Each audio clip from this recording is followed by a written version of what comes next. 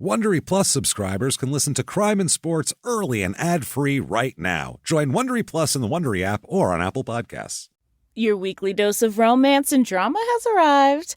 Season 29 of The Bachelor is here, and Grant Ellis, certified hottie and former day trader, is trading his day job on Wall Street for a second chance at everlasting love. New episodes drop every Monday at 8/7 Central, bringing you fresh twists in Grant's journey to find his soulmate. This self-proclaimed mama's boy is all grown up and ready to invest his heart. Will his playful charm win over the house full of hopefuls, or will the competition prove too intense? From heartfelt moments to adrenaline-pumping dates, each week brings new surprises in the mansion. Will Grant find his perfect match or end up with a broken heart? Tune in every Monday at 8/7 Central on ABC and stream on Hulu for new episodes of The Bachelor.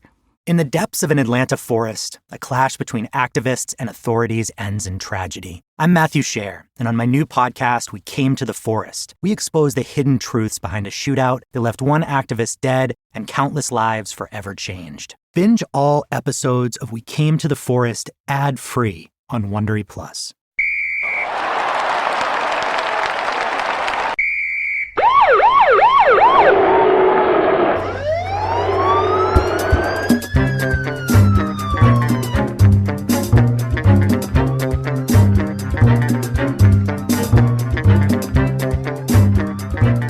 Hello and welcome to Crime and Sports. Yay! Oh, yay indeed, Jimmie. Yay indeed. My name is James Pietragallo. I'm here with my co-host. I think I'm Jimmie Whisman. Are you sure about that? I don't know. We're not positive of who we are. We literally just got off of a plane. Just a little backstory. We were in Pittsburgh. Yeah. We did a show in Pittsburgh on Thursday. Was night? It was Thursday night. Of 98? It seems like so long ago. 2002. Seems like forever ago. Then we drove the next day from Pittsburgh to Philadelphia, which they will tell you it's anywhere from a 4 to a 6 hour drive. And it's really like 7.5 hours, especially if you miss an exit and have to go. Pennsylvania has nowhere to turn around. There's no U-turn. We had to drive like 30 miles back to Pittsburgh to make a U-turn. It was insane. We stopped to get a hell drink is going on? And getting back on the turnpike, I saw James's finger point at the exit as we went by I drove past it. And I was late on the draw too. I'm not gonna lie. It wasn't. I was panicked. I was like, somebody's behind me. I can't. It was bad. I can't go. So, I should have just done it. And then we did a show in there, and then we drove to Washington D.C. We did a show last night in Washington D.C. Like 12 hours ago, we were shaking people's hands. James. It was like 8 hours ago. That's crazy. We got on a plane. We got off the plane. We all drove. We were on the same flight going home. We all drove to my house, and here we are recording. So this is no sleep. None. We went to the airport at 4:30 in the morning. Yeah. So this is going to be awesome, as you can probably tell by my voice here. 3 shows and no sleep. But let's do this because we have a wild story. Great. Holy shit, is this a crazy story? This is something to energize us. We're going to have so much energy. We're going to do this. First of all, though, I want to thank everybody for all of your reviews this week. Absolutely. Everybody that's done that. Thank you so much. That really, really helps out a lot. We don't know why. No. Apple Podcasts, that purple icon, and somehow that makes you go up in the rankings. So please do that if you haven't done it yet. Yeah, give us 5 stars. Doesn't matter what you say. No. Say you're following instructions. These guys made me do it. This it doesn't is black matter. Magic. Yeah. Say that shit. Do that. That's it. A little code, something, anything. It doesn't matter. Head over to shutupandgivememurder.com for all of your crime and sports and small town murder needs, because all sorts of stuff there. If you don't listen to Small Town Murder, you're missing out. And it's like this, but there's always a murder. Right. So it's fun stuff. Yeah, we don't take it easy over there. It's just like this. It's good stuff. Listen to that. Also, get your tickets to Nashville. Is it April 8th? April 8th is the live crime and sports in Nashville. No, it's the 8th.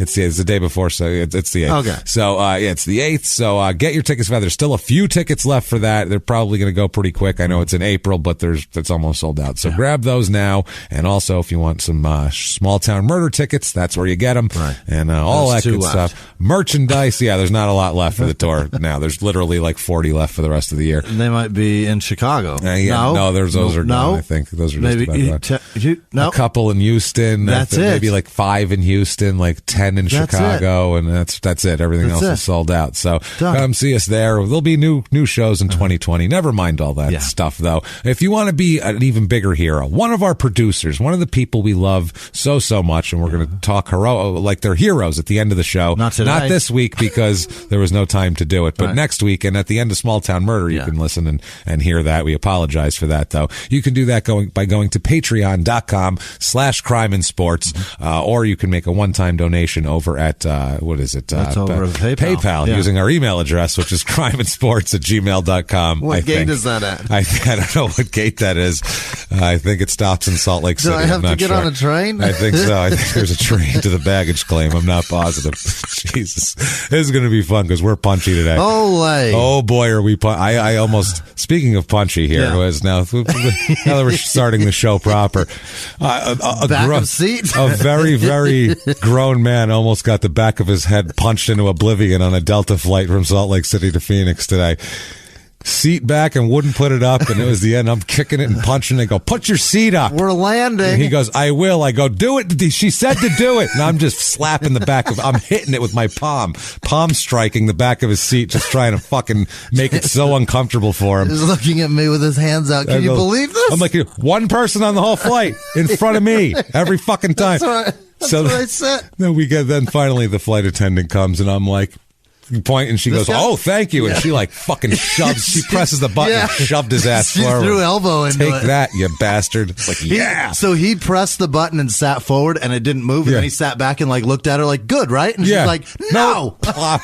I'm like, "Thank you." Now I watched it bounced when it locked in.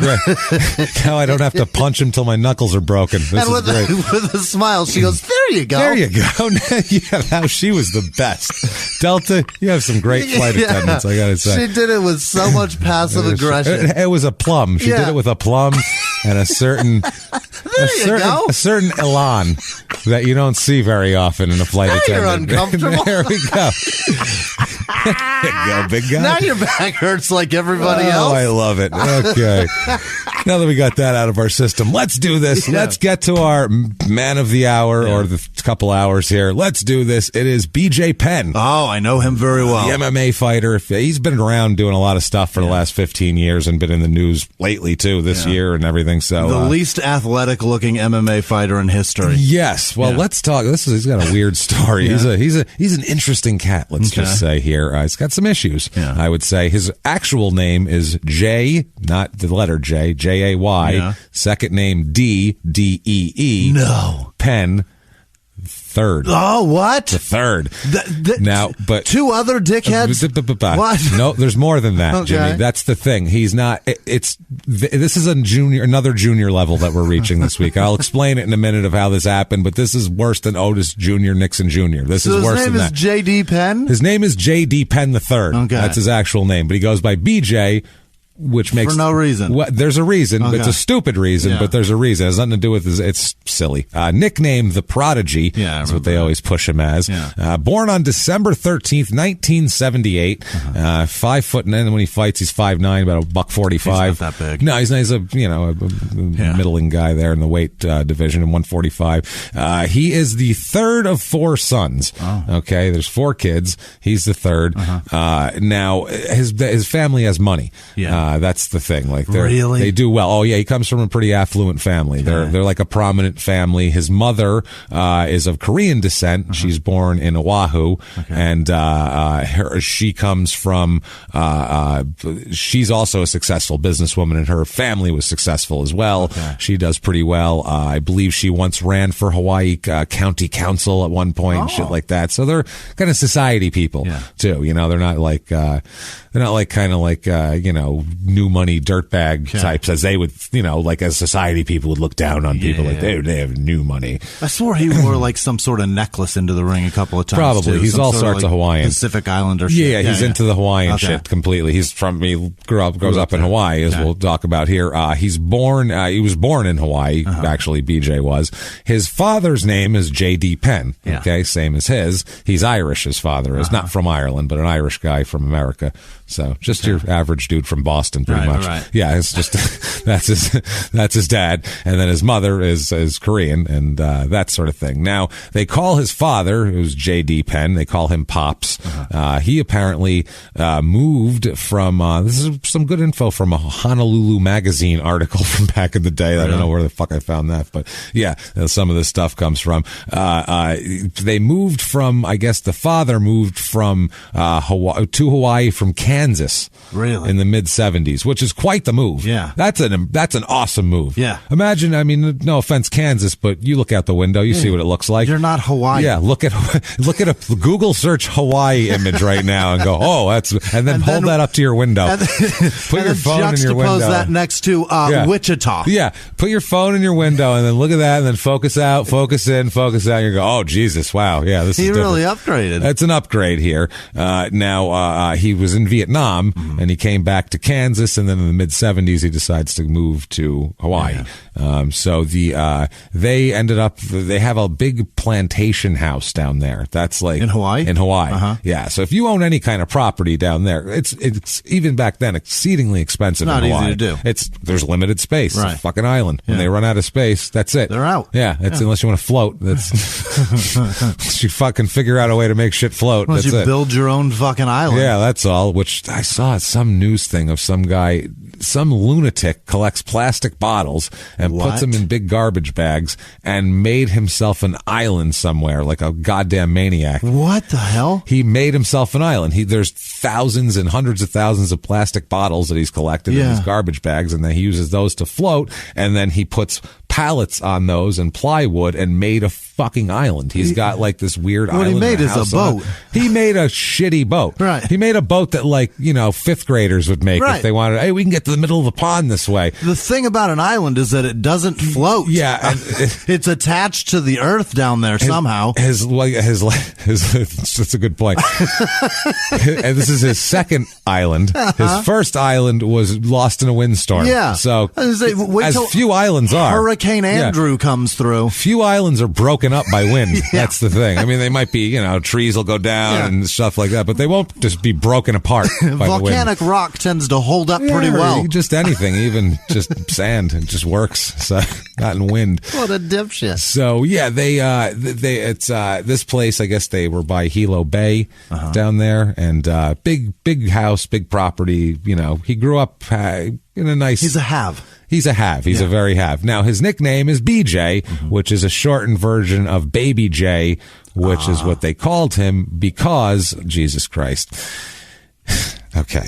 He's the third brother. Okay. This is so stupid. He's the third brother. He's also the third brother with the same name. No. They named all the first three boys J.D. Penn. That is awful. So he's actually the fourth J.D. Penn. Yeah. He's actually the fourth, but his dad's J.D. Penn, and then his oldest brother's J.D. Penn, the first, I suppose, and then there's the second, and then the third. That's stupid. I don't know how the fuck that works. Well, what about you, sir? You're not even giving yourself any credit. So J.D. Penn Jr., J.D. Penn the second, and then J.D. Penn the third, and then they named the fourth brother Reagan. He was born in the 80s, and I feel like the dude was probably... Also, Dad realized that he was being really dumb. That's enough. Yeah. How many more? You're not George Foreman, dummy. Why are we this doing is fucking stupid. If you're the heavyweight champion of the world, if you fought Muhammad Ali, if you did all of these things and sold 50 million fucking grills to stupid people who thought they worked well... Go nuts. You know what? Name your kids whatever you want. You're a weird, eccentric guy. He's got a lot of money and you're famous and all that. I don't know who this guy is. He's an Irish guy from Kansas. I don't know who he is. You fought in Vietnam. Fuck out of here. That's fine. That's all you did. Salute you. That's a big deal. A lot of people did. Thank you for doing that. The other thing, that doesn't give you the right to be an idiot. Neither does being the heavyweight champion of the world. No. But it's one of those things where you go, all right, he's a weirdo. I understand. He's been punched in the head a bunch of times. Who knows what the hell he's thinking? I'll name everybody George. Muhammad Ali beat him up for It's easier for him to not forget.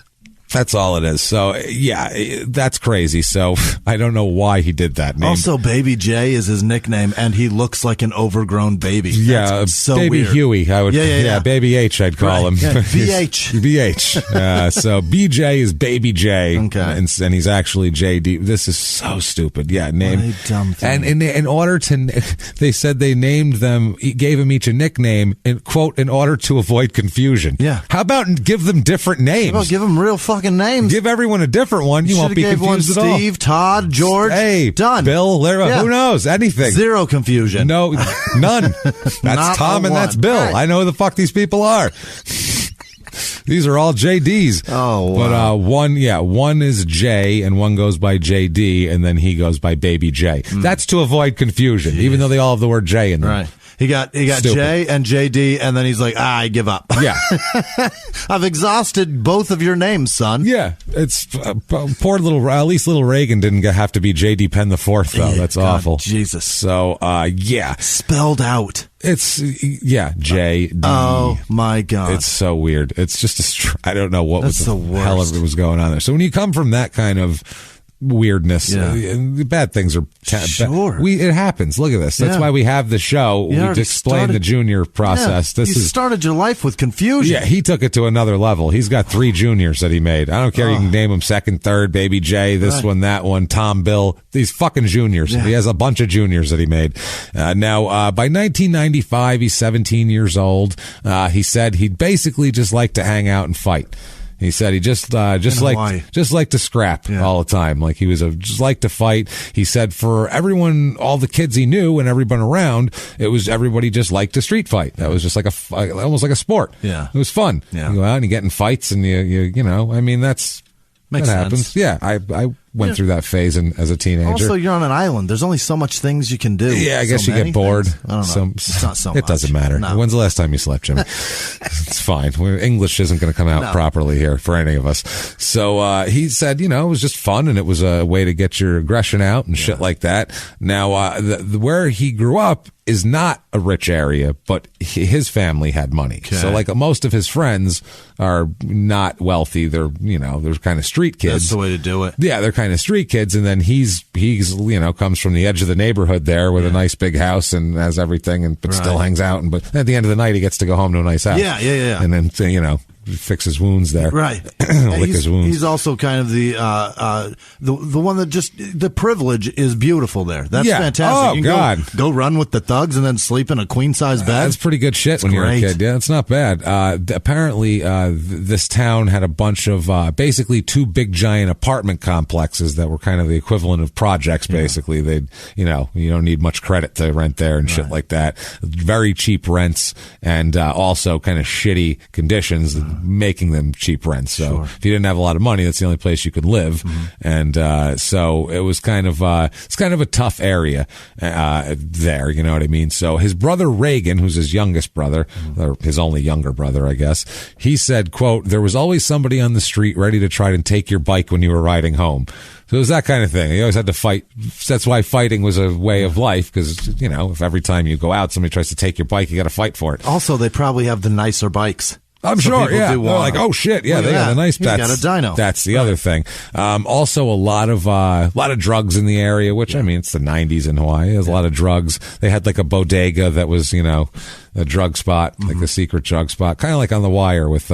Never mind, forget it. The guy they tried to make tell on Omar, but he took back his. Never mind. It makes sense. Fucking watch it anyway. So, they said that. They used to, like their friends were doing a lot of stupid shit. There was, just a lot of like squatters and not like his friends, but like the neighborhood had a lot of squatters, a lot of drug addicts and things like that would, squat in vacant houses. And then his friends would run around and do stupid shit. Basically they had a lot of like, on Sundays, they said, was mainly when they would be brawling and fighting. For some reason, I don't know why Sunday was the day. Let's get together. I guess, I don't know if, NFL isn't popular there or what? Guess, probably not. So there was no team. There's no team there. I mean, once I guess if Hawaii plays on Saturday, what else is there to do? They used to basically have almost like a fight club on Sundays. They said where their kids would gather knowing they were going to fight. Bare knuckle, just fighting, kind of fight, just fighting, just punching, just street fighting. You run into some kids, you start fighting with them. Oh boy, that's how it works there. He went to Hilo High School. And Hilo High School, I found out. I was looking for different people that went there, and it's just a bunch of politicians. Really? That's all. It's a bunch of politicians that nobody gives a shit about. Like Hawaiian politicians? Or a bunch of politicians and BJ Penn. That's it. Those are the only people that went there, pretty much. JD Penn. Sorry. Yeah, you're right. My bad. He said he liked to hang out at the beach after high school. When he got out of high school, just wanted to hang out at the beach, and there was girls everywhere, and it's the beach in Hawaii. Yeah. It's hard to. That's the thing. I would imagine in an environment like that, it'd be very hard to be motivated. Why would you want to go anywhere? It's great. Right. You could do minimal shit and your life is still hanging out at the beach, which is what some people strive their whole life to work and save and scrimp to move there someday to see as close as they can. Yeah, people do that shit, but this, you're just hanging out. It's Jerry Seinfeld always said that you can't be funny at the beach. No. It's a thing that he's always said. He goes, you can't write good jokes at the beach. It's just, there's no environment. It's just so calm and happy and cool. Where's your edge? Right. He's like, be angry. Yeah. He's like living in New York's a great place to live to write jokes because everybody's close and there's traffic. Yeah. He's like, if you're at the beach. And the beach there you don't want to go to. If you live in La Jolla, you're not going to, how the hell are you going to be funny? Why are you mad? What There's is it to be? seals. Yeah. You're like, hey, listen, man, the sunset's coming soon. That's not funny. No. That's just not funny. It doesn't work. So, also the other part about Hawaii though is that there's not, you picture it in your mind and you see beaches everywhere. Yeah. Because it's a fucking island. It should be 365 degrees of the shit. Yeah, but no. There's jungles. 365? It's 360. Yeah. There's 365 days in a year. That's why I did that. You have a bunch of numbers floating in your head that you pick them out and plug them in. And I just go, there's the number. There it is. You're like an old-time operator. You're sticking things out. Hold on. Let me plug in holes. Let me connect you to Long Island 3145. There we go.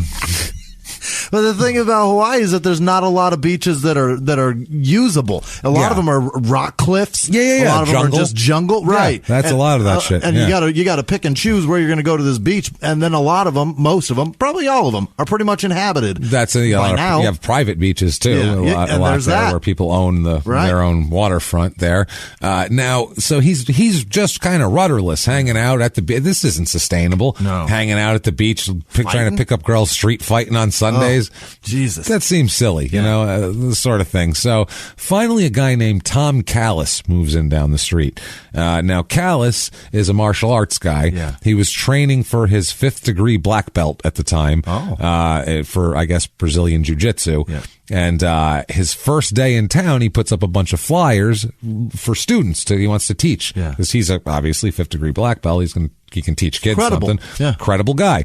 So, at the time too, I mean, this is 1995, 1996, Brazilian jiu-jitsu isn't, nobody knew what the fuck that was in America or anywhere. Like UFC then was tough man contest, basically. It was just like, mixing weight classes. Dudes with mullets and were, going out there. Yeah, it was mixing weight classes, mixing stuff. I wonder what would happen if a wrestling guy got in the ring with a boxing guy. Crazy. Let's see it. We'll put a karate guy in with a fucking this guy. Let's give it a shot. Hey, yeah, it's like, let's put an alligator and a python together and we'll see who wins. See what fighting stance and style is the best one. That's what it is. And that's not even what it is. No, it was just. That makes no fucking sense. And those usually are ugly fights. When you get the clashing, you want kind of similar. Want it to be very similar. I mean, it can be fun. Yeah. To get, if you got a guy who's a ground guy and one guy who's just, if he hits him once or if he grabs him, But that's the thing about it too, is that those usually ended with the guy that fucking bashed usually won. Or the guy that could finesse the shit out of it. Yeah, it's the thing. Yeah, if you could lock somebody up in a hold, it seems like you could take them down. But if one punch with those little gloves will knock somebody out, then that's another problem. As we've said, what a weird fucking thing. It's a weird thing. So so BJ, I guess when he was younger, I guess, or not BJ, his dad, the other JD, JD1, Pops here, they called him.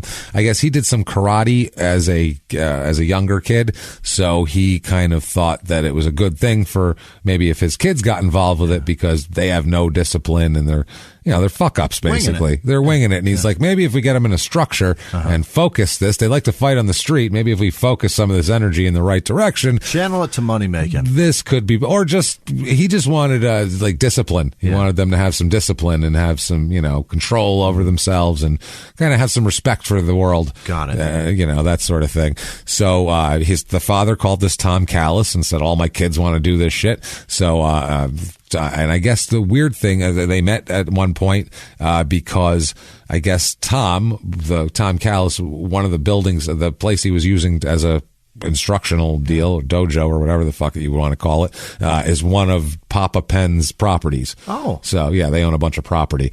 So he rents it to him. So he would know even without flyers. That's the thing. Yeah, they met, and then he saw the flyer, too. And he's like, oh, all right, here we go. So they, arrange a meeting here. And so BJ gets in this first class, and Callis said he fucked around with him and tapped him out a bunch of times just to show him that people can fuck you up if they know what they're doing, basically. Which is a daunting thing. If you mess around with somebody who really knows how to fight, it's frightening. How there's people that are very scary out there that could really fuck you up really bad in numerous ways. Yeah. Like if you ever somebody who's like a really good boxer, and I'm not even talking like a professional champion, just somebody that boxed a couple years of Gold Gloves when they were a teenager. Somebody's done it. Just fuck around with that. You'll be like, what the shit was that? It's night and day. You're like, whoa, that is a different game. Or somebody that knows what they're doing and grappling or anything. They're gonna just twist you in pretzels. You can't.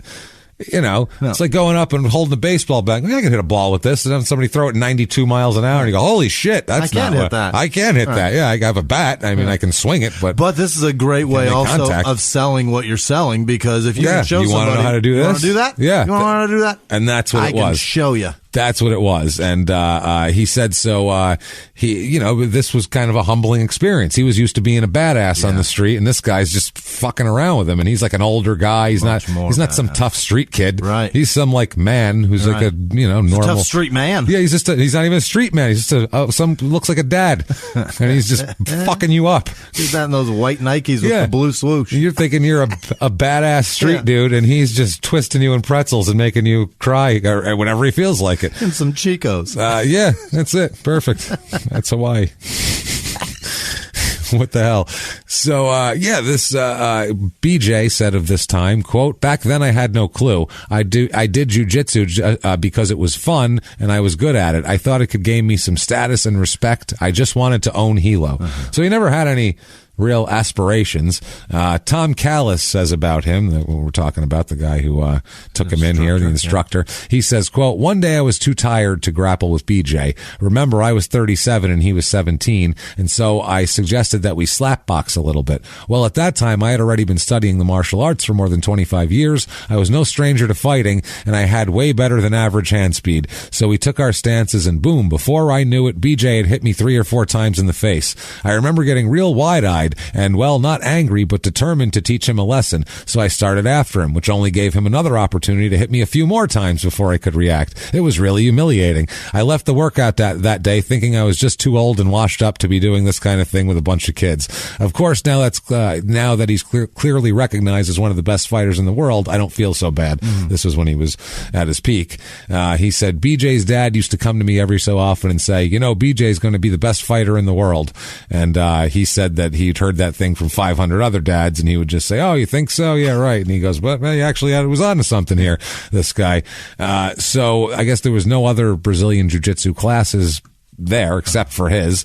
So, that was the mecca of it for there. And Callis says, quote, "Of course, I'm honored to have played a part, albeit a small one, in BJ's career." They're really pumping him up. This is going to be good. So he was saying how kind of, as it progressed into the 2000s, he said that Hilo has become in Hawaii the place for martial arts and all that sort of thing. And so, he's happy. He feels like he contributed to that, pushing BJ along. So, I guess that he really took to it super fast, BJ, so fast that's people in the gym here called him the prodigy, because he was very good, very fast. Now it makes sense. He picked it up faster than anybody else, basically. He said that, he was he said before a year was up, Tom said he had taught him all he knew, basically, and said, you got to move on to somebody else if you want to learn other shit. Yeah. So he hooks him up with Ralph Gracie, who was one of the Gracies, as we know. Yeah, we've done a Gracie. Yeah, we've done a Gracie. Yeah, I know. So that sends him to California to be with him. Also, his brother Reagan, and at this point, his younger brother Reagan, BJ's, and a number of all their friends started, taking all the classes with Tom too, because they all wanted to do that. And I guess BJ, they said, BJ became Tom's 5th degree black belt test training partner. I guess that was a big deal. I don't know. Whatever. Okay. I'm not sure. So he says, the Callis also says, I'm going to guess that I've tapped out BJ Penn more than anyone in the world. So, as a joke, he's saying that, obviously. So, at one point here, BJ arranges for, or BJ's father, JD, singlet, old school. What do you want to call him? OG fucking JD. OG JD arranges, or that's the best I can think of, arranges for BJ to live near the Gracie's Training Academy in California and train there. So apparently 2 years it took BJ to earn his black belt from there, which is normally a 5 to 8 year process. And he did it in 2 years. So that's why he picked it up fast. He didn't mind the contact. He wasn't afraid of fighting. I mean, maybe that helps. I don't know. They said so. He picked it up very, very, very fast. He competed in 2000 in Rio de Janeiro here, and he became the first non-Brazilian to win the Brazilian Jiu-Jitsu World Championships black belt division. Wow. So that's not bad. They tried to get him to turn pro right away, but at this point, in 2000-ish, the UFC still wasn't. Right. Still not what it is today. No, it's not. Right. Now it's considered a major thing. Right. It's bigger than boxing. Right. So it's I don't know how, but it's bigger than. It makes more money. It makes more money. Right. It's fucking bigger than boxing. People pay attention to that shit. Personality.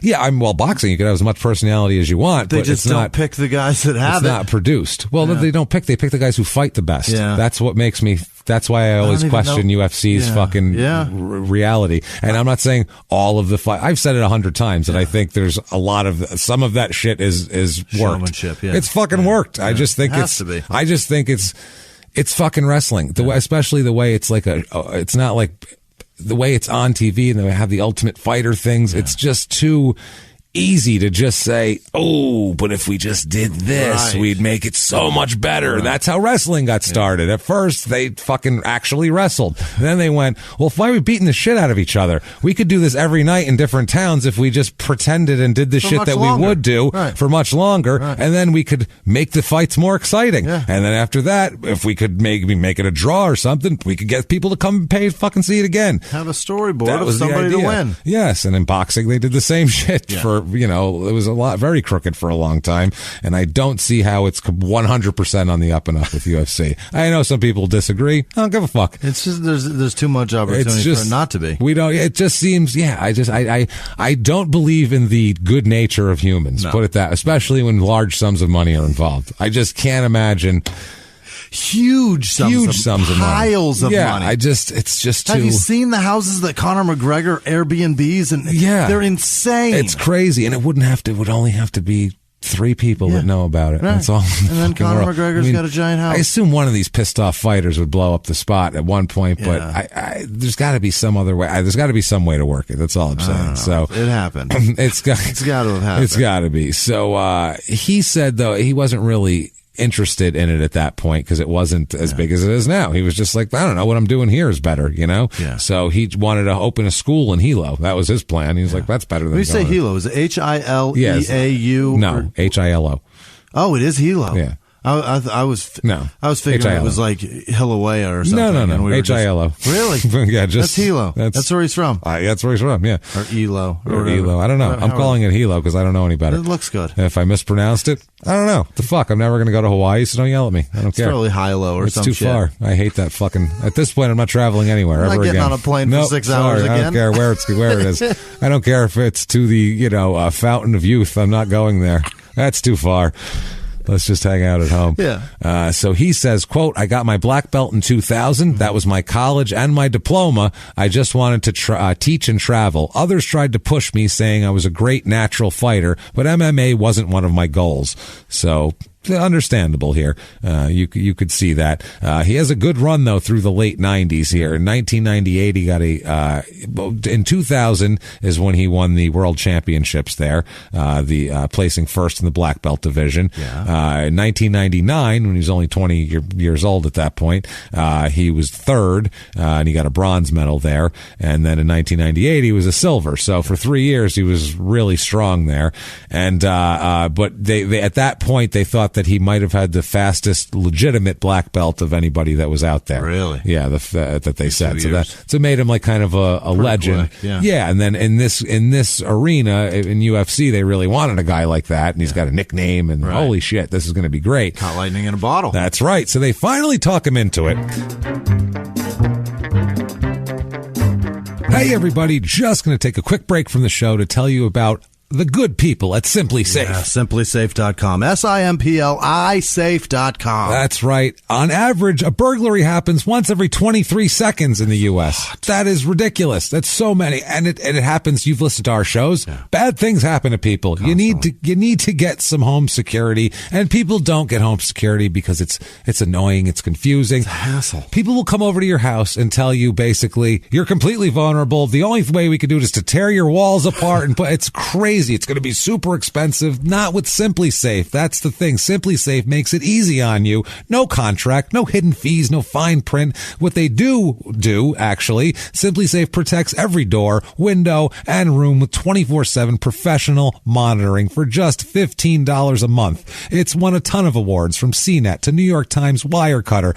One thing that truly makes Simply Safe stand out, and this is really cool, is their video verification technology. This is awesome because other home security systems, they get triggered, and that happens all the time. People do it by accident in their own house. And what the police do is they go, it's a false alarm, and it goes to the bottom of the list, and then it takes a long time for cops to get there. Sure. Not with Simply Safe. They use their video verification technology. They visually confirm that's a break-in happening, not an accidental trigger, and the police can get there 3.5 times faster. Much quicker. That's what I'm talking about. Protect your family, protect your everything, your possessions. We both have Simply Safe. Mm-hmm. I dig Simply Safe. It's so easy. I'm not a handy person, and you can put it in yourself. That's how awesome it is. Get Simply Safe for some peace of mind. Just visit simplysafe.com/sportscrime, and you'll get free shipping and a 60-day risk-free trial. If you got nothing to lose here, go now. Be sure to go to simplysafe, SIMPLI safe.com/sportscrime so they know that we sent you there. That's simplysafe.com/sportscrime. And now back to the show.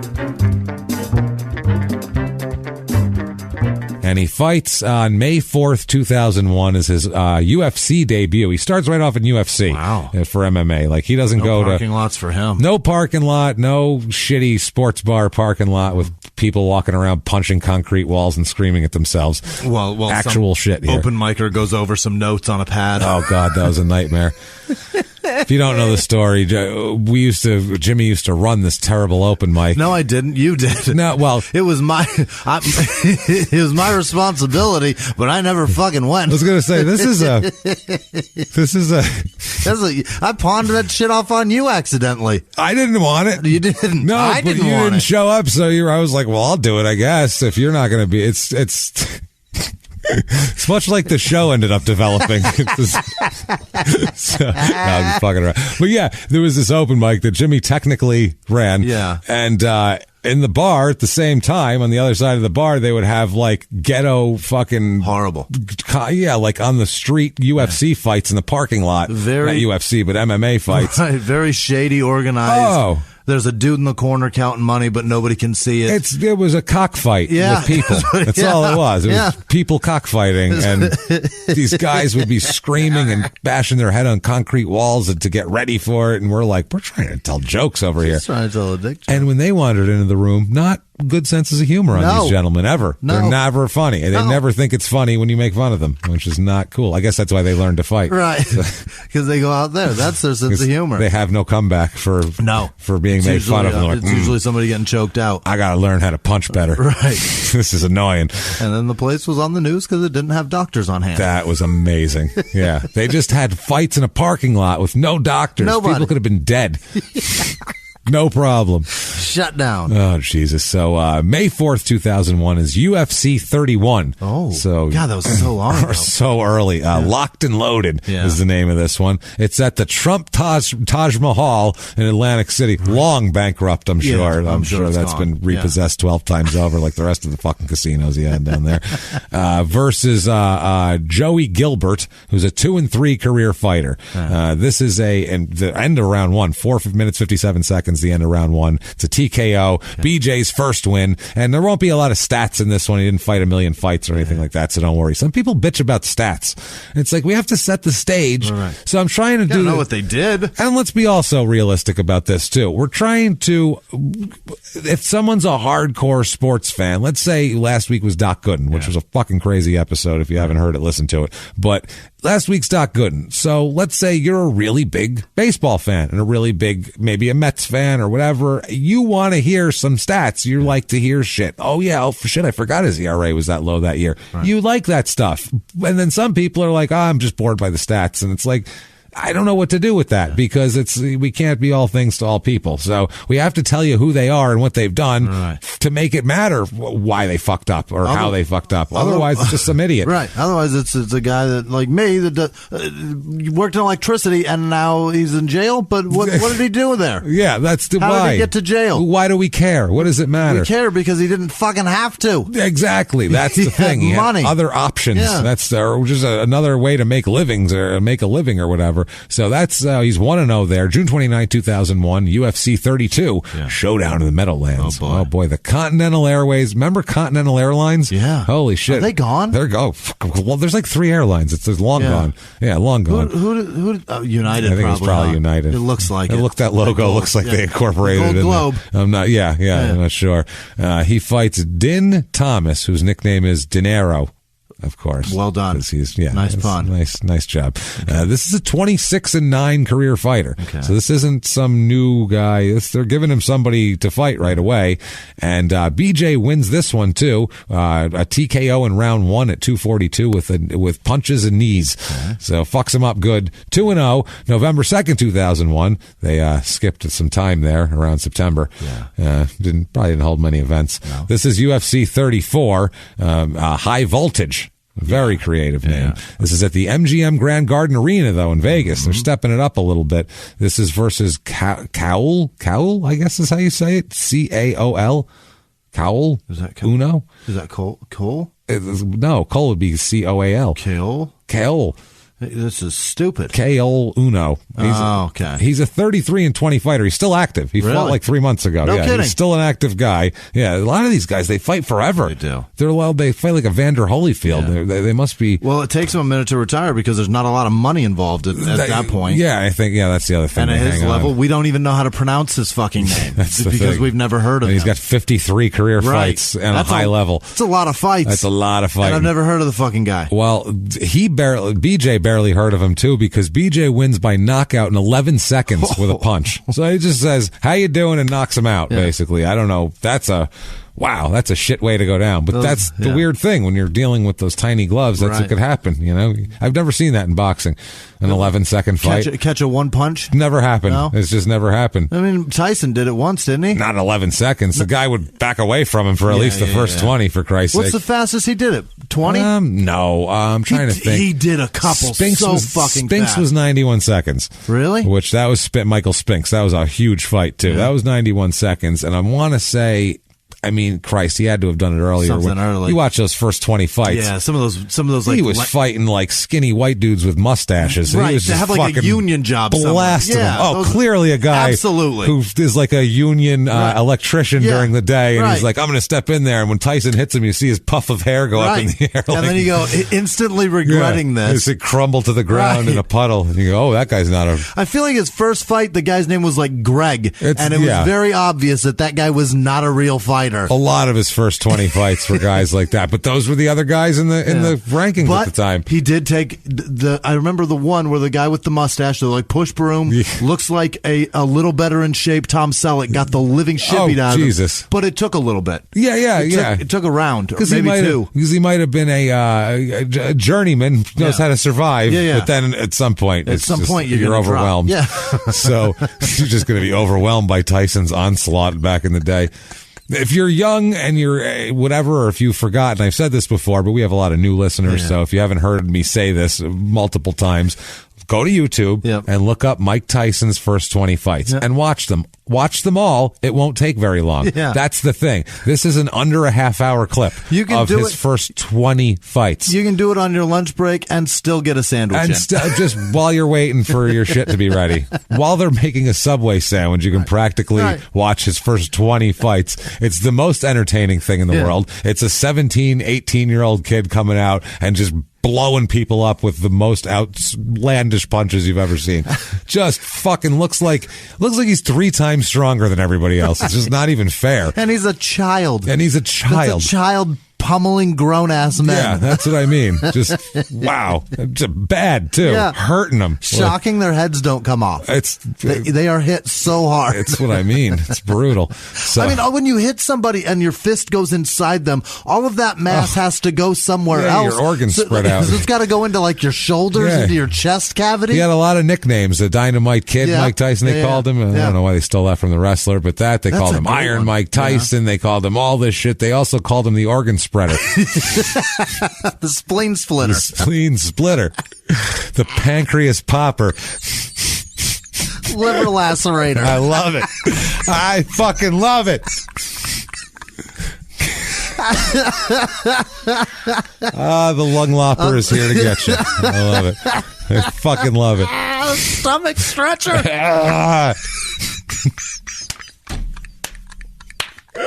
God damn it. The appendix assassinator is here. Left hook, straight right. Kidney clobberer. Bring it, bitches. Unbelievable. That's amazing. It had to happen, though. With that much force, shit has to move around. You'd see in these fights, you'll see him knock people out with body shots. Yeah, with their face. A boxing glove on. The face they make. He hits them and they go, oh, God, and their legs go out. I think he just broke all of everything I have in there. I'm bleeding somewhere. I'm not sure, but I'm going to shit blood tonight. I do know that. Everything is leaking. I'm going to piss.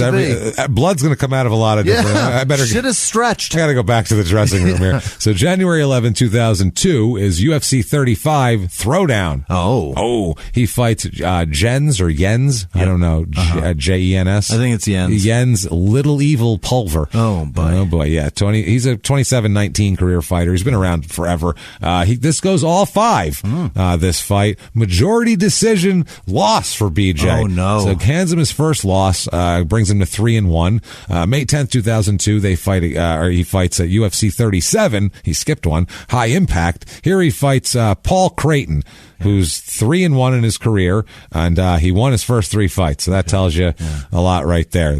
After this fight, he says, nah, I'm good. No, thanks. I think I quit. I think I'm done now. This is a TKO with punches in round 2. Yeah. If you get pummeled good enough, it'll make you lose your will. Make you think twice. So, a lot of people get knocked out or get beaten bad. They don't want to do it again. No. It's just one of those things. Yeah. So 4-1 for BJ. September 27, 2002, UFC 39, The Warriors Return. Mm-hmm. These fucking names of these UFCs. They all sound like hair metal band albums. It's like unmade Def Leppard albums. Right. That's what we Uncharted hair territory. Metal. Yeah, it's so stupid. Warrant, Uncharted Territory. Released in 92. What was this one? Ultimate what? The Warriors Return. Yeah, that sounds like a Rat album. It totally. Yeah. Round and Round 2, The Warriors Return. Jesus Christ. Fucking delirious today. This is against Matt the Terror Serra. Oh, Matt Serra. He's great. Serra, yeah. He was a great fighter. 11-7 career fighter here. Really? Yeah, 11-7 career. I've seen him probably 18 times. I think probably have. It seems like this is right in the 2002. This is right when you were watching this shit. This is getting close to it. You would have seen like all of his. It was like 03 to like 08 or 06 maybe. This is the beginning of his career here. This goes all three. Okay. Again, this is a unanimous decision for BJ this time and brings him to 5-1. February 28th, 2003. UFC 41 Onslaught, which again, metal album. That's such every one of them. Hair metal, though. Yeah, Skid Row, Onslaught. Yes. It's not Megadeth. No, God, no. It's not Metallica. No, it's there's no like Sepultura. This is goddamn Slayer. None of that shit. This is garbage. This is garbage. This is garbage rock. This is perm rock. This is good stuff here. This is shit you can listen to with your wife. Yeah. She's like, he's so cute. Well, he also looks like my friend Debbie. Right. I don't know, but I'm attracted to him anyway. He looks like my friend Debbie with a huge cock. And it's out. I see it in his leather pants. So they would. That's what they would wear leather pants to frame their cocks. It's unbelievable. Have you ever seen like a Journey video? Yeah. With Steve Perry? Yeah. He puts his cock.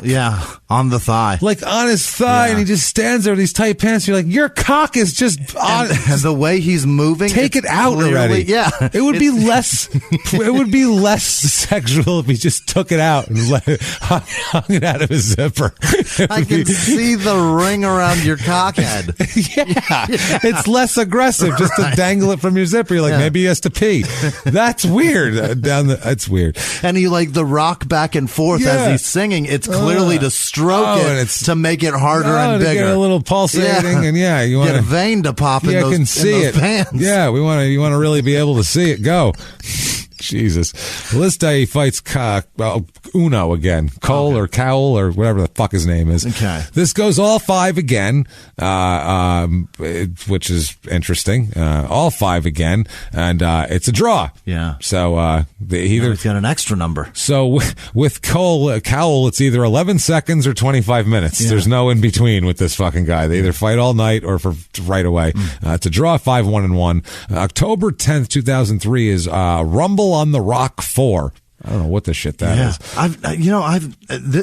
I've watched a lot of these, and I don't remember them having names like this. This is fucking embarrassing. Yeah, if I'd have known this, I probably wouldn't have been a part of it. I don't want any part of this. I would have shunned this whole operation. I'm not going to lie to you here. You want to come over? We're getting Rumble on the Rock. Yeah, no, fuck no. Absolutely not. That sounds like a shitty B wrestling league pay-per-view. You tell me they don't have TV, but they're going to try to run pay-per-view, this wrestling. We're going to get UFC 45. I'm coming by. Yeah. But if it's got a fucking Rumble on the Rock. 4. I want no, and the 4th one. I want no part of this. It's a Hawaiian thing. It's in Honolulu. Okay. He fights Takanori, the Fireball Kid Gomi. I know who that is. 36-15 record. He's a very been around. That's a lot of words for a nickname. That's a lot. Yeah, the Fireball Kid. But I mean, who knows? Whatever. It's round 3. In round 3, BJ wins by submission with a rear naked choke. There. So January 31st, 2004 is UFC 46 Supernatural. Yeah. Which is the name of some album from the 90s. Is. I'm positive of Absolutely. it. I don't remember which one. No. But it's something. Absolutely. I fucking know it. He fights Matt Hughes, who's a 45-9 career fighter. God damn. And he's the most arrogant little fuck. I can't stand that dude. Really? Oh, Jesus. Well, BJ rear naked choked him in 4 minutes and 39 seconds. I'm sure I've seen that so he probably cheered for that. Yay. You don't like BJ Penn either, No, though. I don't like BJ Penn or Matt Hughes. Yeah, both of them suck. Maybe they'll knock each other out with headbutts. They're both just annoying because they just have so much fuck. I get it. You're a fighter and you're tough and that's what you're here for. But the fucking arrogance. That's why I liked John fucking GSP. I don't know how to say St. Pierre. Yes. Yeah. What's the first name? George. It's George. George. Yeah, with an S. Yeah. He's in here a couple times. Of course he is, because he beat the shit out of this fucker, and I loved it. Yeah. It was great, because I fucking hate BJ Penn. Well, you're going to hate him even more when you hear how stupid he is. He has that fucking belly roll. He's the most unathletic looking man next to Chuck Liddell. And even Chuck Liddell was scary. Also, this guy didn't Tank Abbott. You forgot about him. Yeah. He was a but this one, fat fuck, too. BJ Penn doesn't 90s. He doesn't even look scary. He's got a flat chest. No, it's not even a peck on the man. Yeah, he doesn't look. Yeah, he's one of those guys that somebody would take lightly on the street because he doesn't look like shit. He's got a flat chest and a fat belly. Beat the living shit out of him. Pummel you. And which that happens so many times in this episode. Pretty soon, it's just, we're almost done with fighting. Don't worry. It's just going to be maybe crime, and then once in a while, you're going to be like, oh, we had a fight here. Going to be like, oh, shit, I forgot about that. I forgot he also fought here. So he beats Matt Hughes here, May 22nd, 2004, K1 MMA Romanex. I don't know what the fuck that is. It's in the Saitama Super Arena in Saitama, Japan. It's Japanese shit. We've had a lot of stuff over there. He fights Dwayne Bang Ludwig. Yeah. Dwayne Ludwig, 21-14. Let's go all that way to fight a white guy? That's what I mean. Yeah, they couldn't have found where's the Fireball Kid? Right. What the fuck's happening? Get somebody with four-syllable first names. Somebody who drew Super Mario. Get him up here. So, I don't fucking know. Get a Yoshimoto? Fireball Kid. Mario throws fire. I don't know. Right. It just made me think of it. So, round one. This is round one. 1:45 submission with an arm triangle choke, which is brings him to 8-1-1, BJ. November 20th, 2004 is Rumble on the Rock 6, where he fights Rodrigo Gracie, who's one of the Gracies. 6-2 career record. 5-0 coming in, though. And this is goes all three in a unanimous decision for BJ. 9-1-1. March 25th, 2005, K1 Heroes. Okay, it's in Japan again. He fights Lyoto the Dragon Machida. Now we're talking. That's what I'm talking about. And the Dragon? He invented Sonic. This guy's the fucking shit. Awesome. It was his idea to make him collect rings. Yeah, it was his idea to go, Sega. Isn't that weird? That's how we're going to do it. Like that. Sega. It's his idea. I don't fucking know. Now we're just being racist for no reason. I don't know where the hell we've gone now. This is terrible. Sorry, Lyoto the Dragon Machida. I'm sure we're very punchy, and we're sure he could beat both of us up. I'm sure he can take it. And he could probably take it too. Yeah, who knows? Or he's so brain damaged, I won't know what the hell we're saying anymore. I fought? I fought? What? I thought I drew fucking shit. No, I said Sega. Damn it. I'm the Sega guy, right? Oh, fuck. This goes all three, unanimous decision, and BJ loses. So he's 9-2-1 after that. Now, he has some problems right after this. May 9th, 2005. 26 years old BJ is at this point. He is outside the Zanzibar nightclub in Hawaii here, which is always going to, whenever I start something with, he's outside of this nightclub, you know that police involvement is He doesn't have a fight that night? No, he doesn't. Well, he might, just not an organized one. So he, apparently they say he punched Oscar Paoa. I can't, these Hawaiian names are hard. I'm sorry. I'm an Italian guy from New York. You know how far fucking New York is from Hawaii? I'm having a hard time. Well, I'm sorry. The Hawaiian names, they start with a syllable and then the rest is all vowels. Yeah, this is Pauoa. Yeah. Nope. Pauoa. I can't do it. There's a lot of, you have to Oscar P. Oscar P. Who's a 42-year-old uniformed police officer who was on special duty assignment at a party for the participants of Rumble on the Rock 7. Okay. So they had a party gathering, and they had all those guys there. A pre-party, I think. Okay. So apparently he hit this guy. They said that the officer was hit in the face, and another officer had gone outside to break up. When another officer went outside to break up a fight, went to another location. They had to use pepper spray on the crowd, and they said BJ Penn was in the crowd, and he hit Oscar P with a blindside punch to his left eye and then tried to run away. God damn it. And so this guy ran after BJ and tackled him, and then it was but then he was a bunch of the people from the crowd jumped on the cop to pull him off of him, because it was a bunch of BJ's friends. Wow. So at that point, 6 patrol officers arrived to even the score, let's say. And they have clubs and guns, and tasers. And all sorts of shit. Yeah. It's even. They pull the men off of poor Oscar P, and they arrest BJ on suspicion of assaulting law enforcement officer in the first degree, which is a fucking felony. Yeah. Not good. Yeah, this guy, he's just hanging out outside. It was just one of the cops that they, hire off-duty guys in uniform to stand outside. He took a swing at him. And hit him good. Drilled him. And then the guy went after him, tackled him, and then all of his friends started beating the shit out of him too. Wow. So this is fucking ridiculous. He faces up to 5 years in jail for this because you can't punch cops. No. You just can't. It's not a good idea. And he's lucky he didn't get fucking shot. Yeah. It's the other thing. That's what I was just thinking. Yeah, you're lucky you didn't get something worse than tackled. And if the cop knows that you're dangerous and you just punched him, I'm going for that gun fast. Yeah, or the club. Yeah. If I'm chasing him, I might be clubbing him in the knees to take him down or some shit, or in the ribs at least. Back of the head. Yeah. There you go, fucker. Now we're going to cuff you. Oh, boy. Yeah, no, you can't punch cops who are breaking up a fucking riot. That's not, I mean, it happens, but that's alcohol right there. That's sober people don't do that generally. Unless they're like arch criminals. Yeah. Normally, normal people, even if they're dicks, are like, well, you can't punch a cop. No. That's extra. Right. In trouble. You're in trouble extra for that. The bad guys usually punch cops in plain clothes, not knowing that they're cops. That's the thing. It's very rare that they actually punch the cop in a fucking uniform. Plus, if you punch a cop in a uniform, like if you punch a normal guy, chances are it's 50-50 that'll tell on you. Yeah. He might just wander off and be fine. That cop's definitely going to tell on you. He's going to beat the shit out of you and arrest you. Right. And not even he's going to, like 8 of his friends are going to beat the shit out of you and then arrest you also. Right. So you can't win that fight usually. So, his bail set at $20,000. They had to take the cop away in the ambulance. So that's how that worked. The Zanzibar hired these 2 uniformed officers to keep shit like this from happening.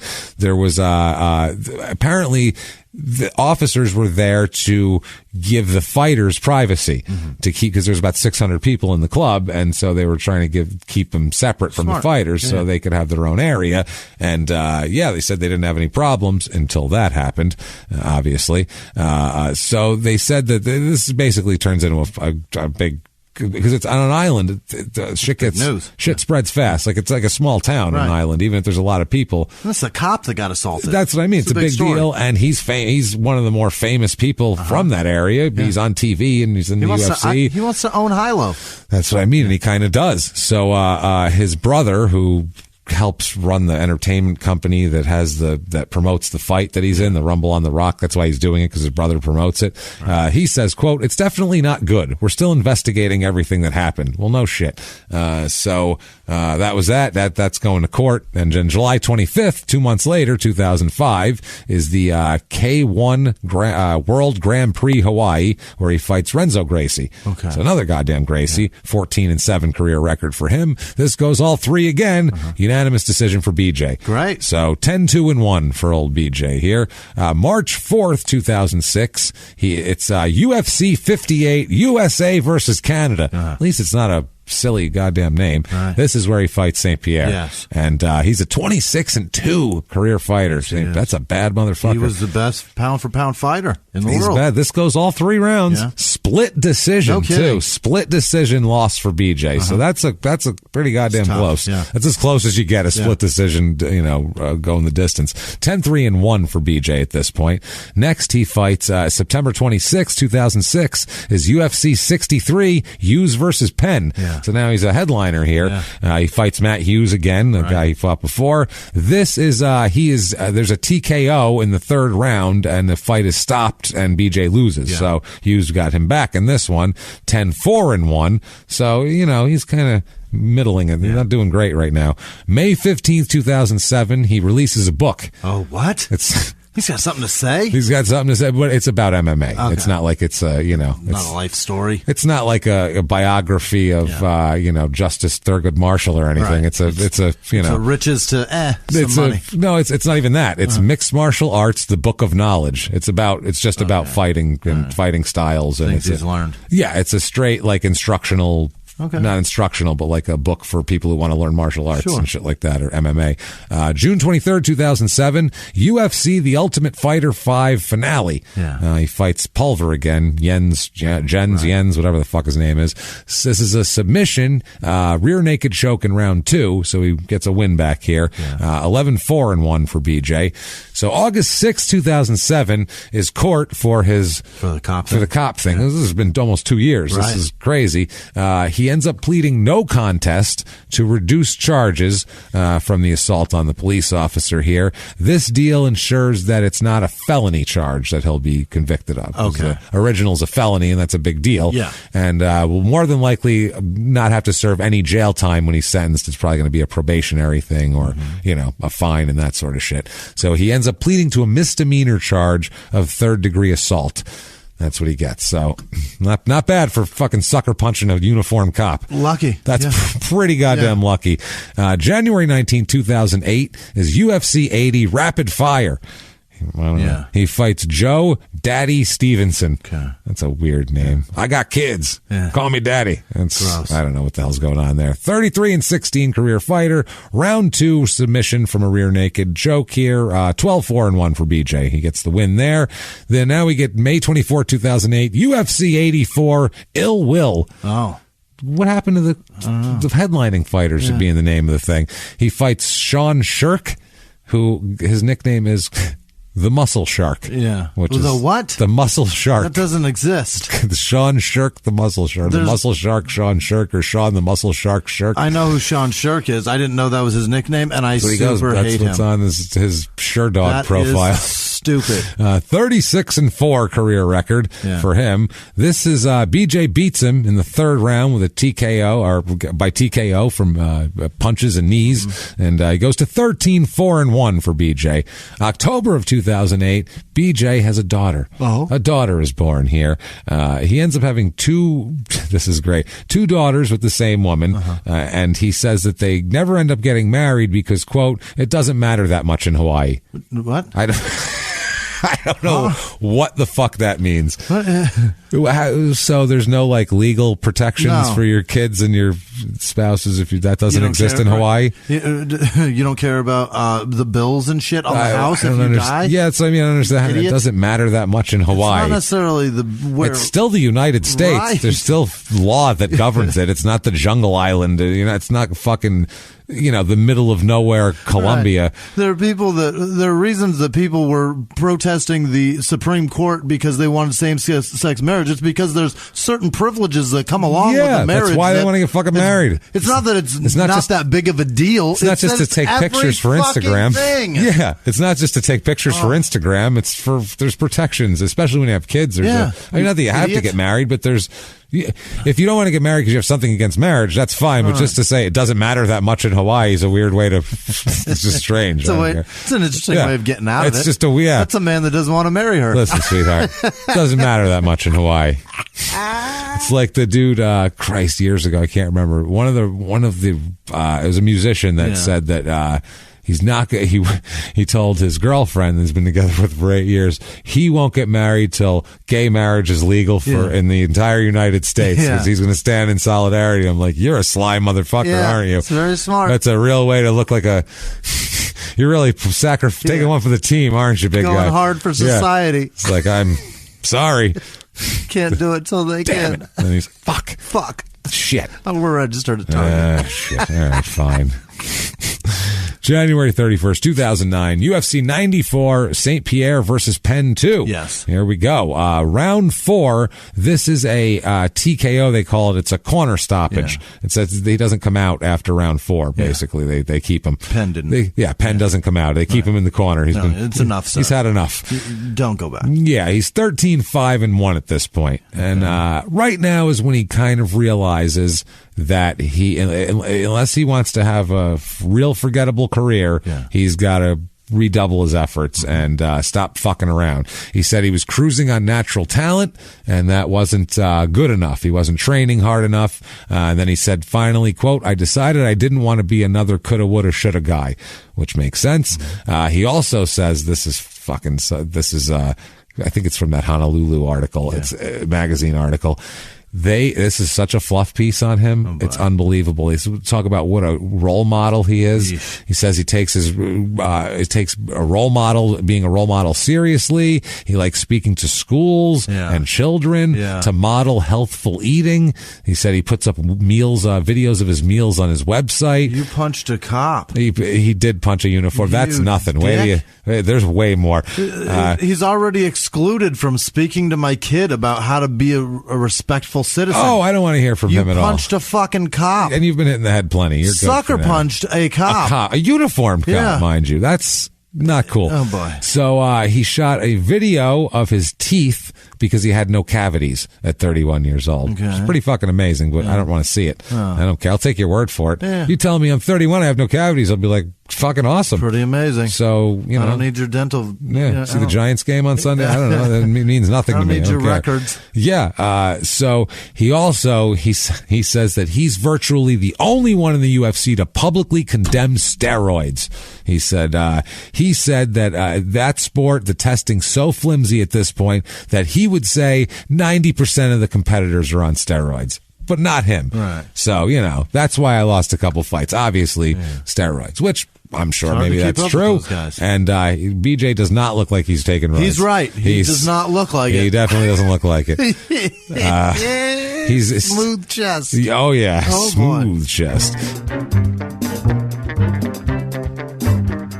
Hey, everybody, just going to take a quick break from the show to tell you a little bit about our friends at Untuckit. Untuckit.com. Oh, Untuckit, UNTUCKIT.com. Ever wonder why traditional button-up shirts, they look all long and baggy and not right if don't have them tucked in? Mm-hmm. It's because they're not meant to be worn like that. Right. That's the problem, is they're meant to be tucked in. That's how they are. Mm-hmm. But Untuckit is the brand that you've wanted. It's what you need. Yeah. It's what you've wanted. They're specifically designed to be worn untucked, so it's not all weird and... You know how it gets all billowy and strange looking. Nobody wants. I hate that too. I've done that. I tried to wear those shirts that aren't meant to be untucked. They're too long. They're too long. Like in the back, you have a big thing, and you're like, oh yeah, that's because it's supposed to be in my pants. Right. That's the reason. This is the original untucked shirt. It's a modern solution to an old problem with no tucking or tailoring required here. No matter what your size or shape, these shirts are the perfect untucked length with more than 50 fit combinations. Untuckit shirts look great on tall, short, slim, and athletic people, all ages. Guys, this is for you, and you can shop online or visit one of the Untuckit stores. I know you did that, and it was. I know your experience with it was awesome. What was the? What'd you like the best about that? Because I know you liked your shirts that you got, and it was the personal help with it. I think because you didn't know what you wanted. Just being able to actually see the quality and see the shirt, and then you get it on, and you know that it looks great. And I wore mine to meet my girl's mom. Look at that, because I wanted to impress, and she didn't tell you. She seems to like me. Hey, look at that. Untuck it. Impress your girlfriend's mom. There you go. Try it on in person at one of Untuckit's 50 stores, or just go to untuckit.com to get started. They even offer free shipping and returns on all orders in the U.S. You can save 20% on your first order by using our code CRIME at checkout. That's untuckit.com, UNTUCKIT.com, promo code CRIME. And now back to the show. He opens up. He kind of opens up a little school here for martial arts training, and he basically lets kids who can't afford it come. So they have that. It's pretty cool. They have. He tries to give, he says he gives lessons on, quote, respect, focus, education, responsibility, and other life lessons. So, like punching cops in a uniform.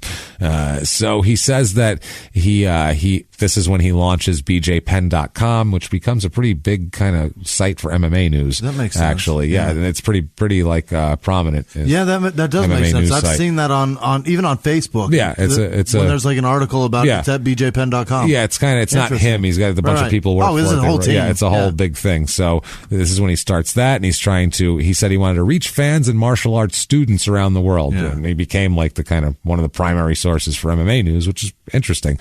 They talk about his brother Reagan was overseeing that project at this point, and he says that this was after Reagan got his black belt, and they said that CNN at one point in 2010 picked up, there was a tsunami that threatened Hilo, and they said CNN picked up the feed from his site, which was streaming live coverage of it. From BJPenn.com. So he got a kind of a big bump from that. Well, hell yeah. Because he was covering news, not him. He wasn't out there with a fucking camera. No. His people while he was jerking off somewhere.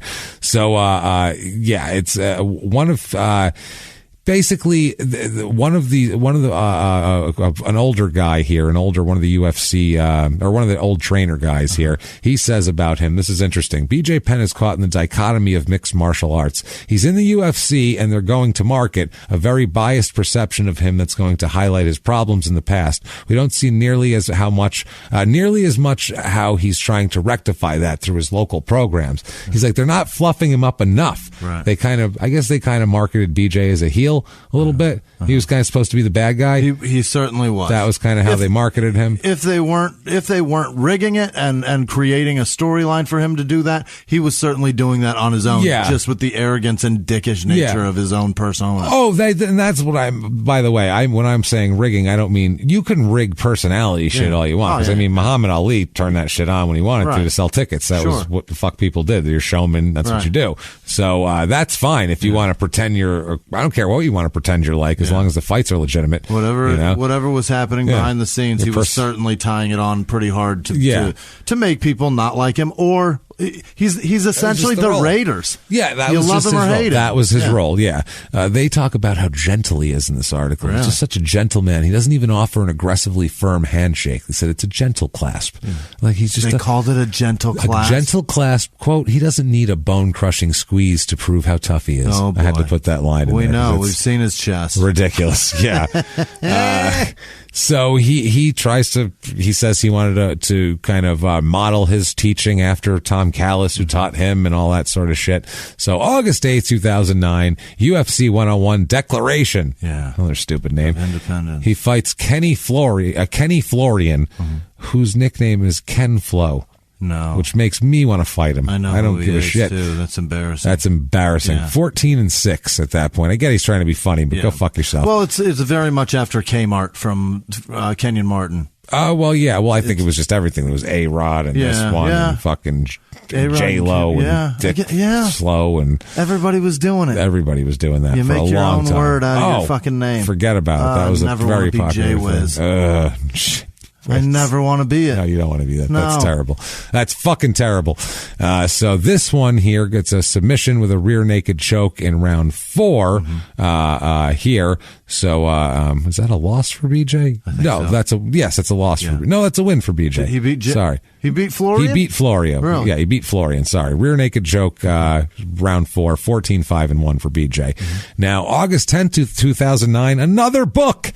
He's got another goddamn book, this fucking guy. He's author twice. 3 times, actually. Oh, boy. This is Brazilian Jiu-Jitsu, The Closed Guard. Yeah. So this is very, this isn't like light reading that just someone's going to pick up, and you have to really be into this to into that shit. Writings. Yeah, this is him and another guy. Kraus is his last name, I think. December 12th, 2009, UFC 107, Penn versus Sanchez, where he fights Diego the Nightmare Sanchez. 29-12 career fighter here. Round 5 at 2:37, the doctor stops the fight. Really? And BJ wins. Yeah, doctor stoppage. Dude was bleeding too much? Yeah, or just couldn't, I don't know what the fuck it was, but yeah, doctor stoppage, 15-5-1, for BJ. Now they talk about how he was in better condition for the bout.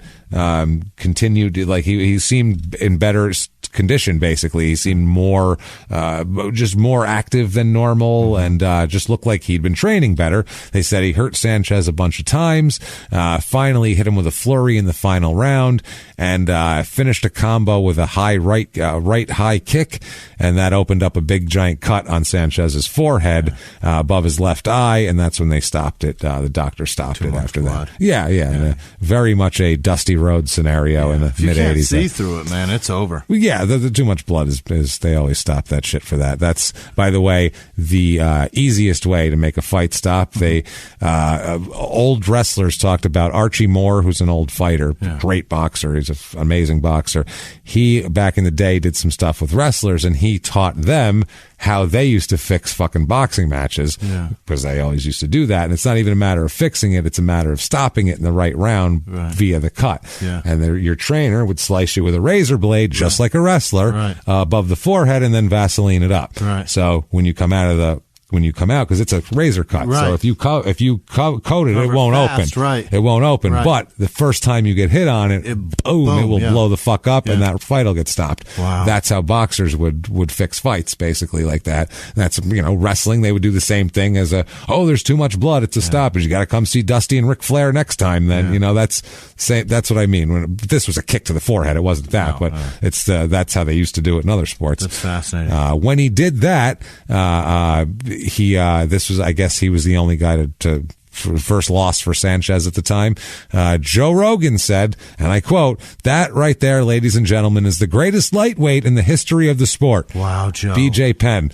So that's too bad. Joe has had a very illustrious career. Yeah. He's been with UFC forever, and he's a good announcer, I think, too. And Jesus Christ, he's the reigning king of podcasting. He really is. He's the Howard Stern of podcasting. That's the best way to put it. He is. Because no matter, you look at the podcast charts, just if you're a casual podcast. Every week. He's always number one, and new shows will come out, and those networks will shove him up people's asses and really pay for all promotions. He'll knock him down a couple slots for a couple weeks and then right back at the fucking top. He's, whether you'll like his show or not, he's really good at what he does. He's really done an amazing thing. He's built quite the empire over there, but this was a stupid thing to say. He's wrong. That I will say. I think if you told him that, he'd go, "Ooh, did I say that?" Yeah. Ooh. I mean, at the time, I might have thought it. It looked like he was going to do great. Yeah, I don't know. It's one of those.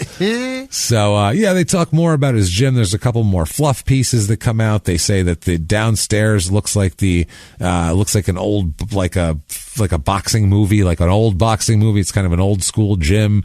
At that point, they talk about that he launched a weekly variety show on a local KHON TV Honolulu station called the 808 Scene.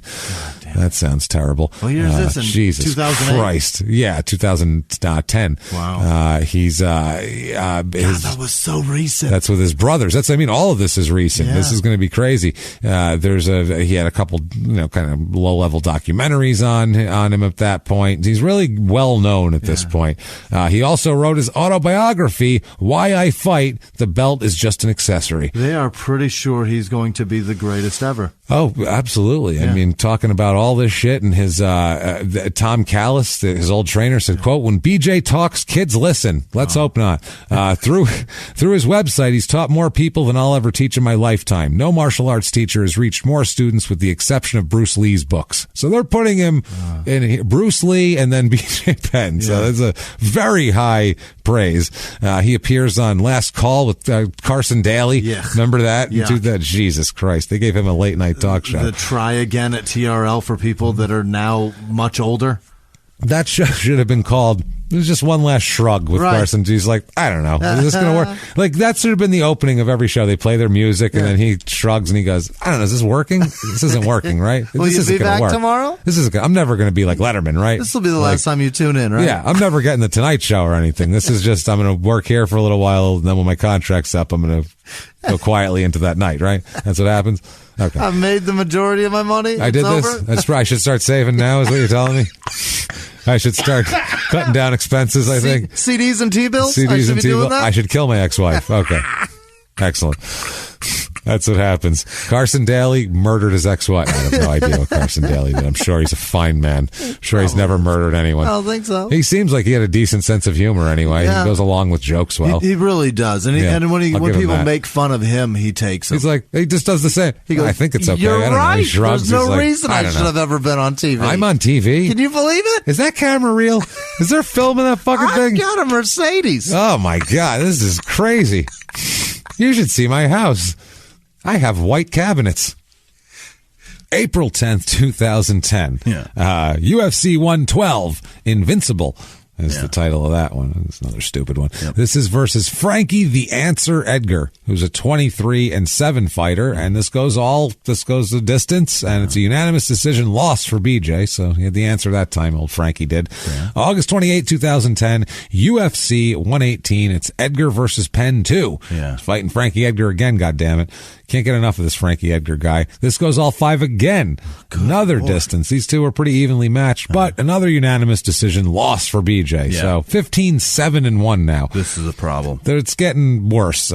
November 20th, 2010, UFC 123, Rampage versus Machida. Yes. He fights Matt Hughes again. Okay. And he wins this one in 21 seconds with a knockout. Wow. This is a quick one. Yeah, 21-second knockout. He's not very consistent. No, sometimes it's submission, sometimes he'll knock somebody out, sometimes it goes the distance, and he's so... This is what the best fighter ever does, Joe? This is weird shit. 16-7-1 for him now. February 27, 2001, UFC 127, Penn versus Fitch. He fights John Fitch, 32-7 career fighter. This goes all 3 rounds, and it's a draw. Okay. So 16-7-2 now. It's just a messy record. Very messy record. He's not very convincing. No. April 12, 2011, that's when his book comes out, Why I Fight. The belt is just an accessory. This is number 2. This is number 3. Oh. This is actually about him. Okay. This isn't about like martial art or MMA fucking, jiu-jitsu strategy. This isn't belt's that. not what I'm about. Yeah, this is Why I Fight. Right. It means something deeper to me. Okay. Yeah, that's the Also, he appears on Hawaii 5-0. What? As like a gang member. Oh, when the show came back. The show, yeah, he appears on that. So I'm going to say, with a book and an appearance on a major network TV show, this is grace. For sure. This is grace, because it is downhill from here. Let's just say the best it's going to get, BJ. That's it right there. Joe thinks you're amazing. Enjoy your Hawaii 5-0 fame. And that's that. Enjoy. You play that for your grandkids. Is that how you get to own Hilo? I think so. You appear on Hawaii 5-0. Yeah. Now, August 28th, 2011, his brother Reagan makes his MMA debut here. He fights Paul Gardner, who's a 1-3 career fighter. Yeah. And Reagan wins with a rear naked choke at 110 in the first round. So an impressive debut for his brother. October 29th, 2011 is UFC 137, Penn versus Diaz. And this is versus Nick Diaz, 29-6 career for him. This goes all 3 rounds, and it's a unanimous decision loss for BJ again, 16-8-2. So November 5th, 2011, there's Reagan, his brother, has a second fight, and I'm only telling you this because you'll get it in a second. Okay. He fights Evan the Butcher Cutts. Okay. Cutts, C-U-T-T-S, the Butcher. That's stupid. 10-4 career record. This goes the distance, unanimous decision, loss for Reagan, and he never fights again. That's it. So 1-1 career for him. So that was a quick one for him.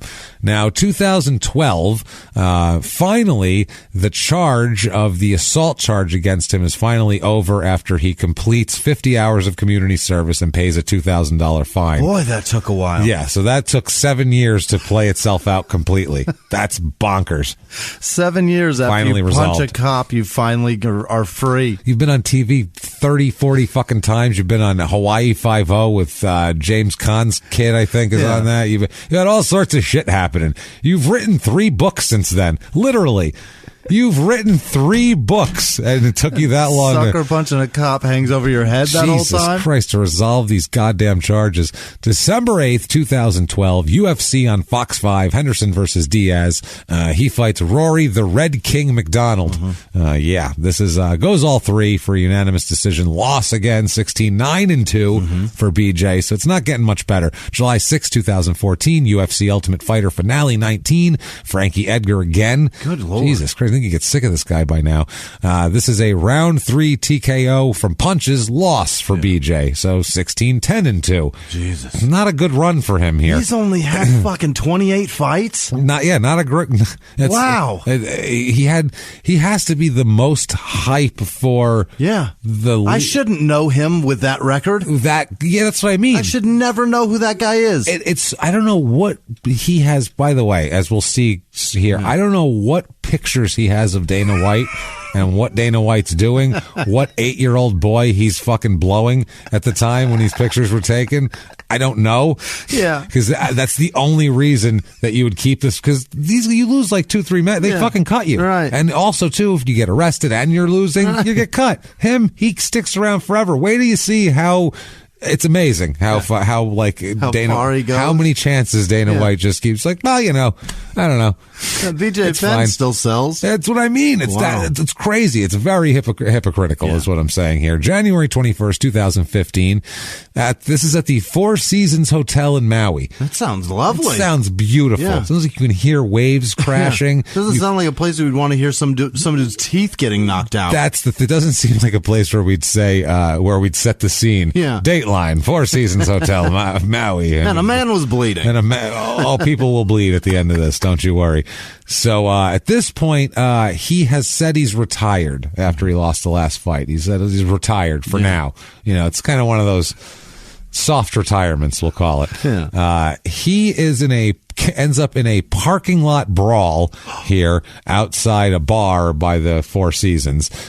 He apparently, this is fucking ridiculous what ended up happening, okay? They had a good time. He's out with his friend, actually. That's the thing. He gets in a fight with his friend, Kuipo Mokiayo. Jesus, there's a lot. It's there's Kuuipo is the first name. I don't know. Mokayo, apparently, they had a good time, and then BJ got into some kind of argument with somebody outside, as he often does, as we'll see. And his friend, Mokayo, tried to keep him from fighting other people. He's like, come on, BJ.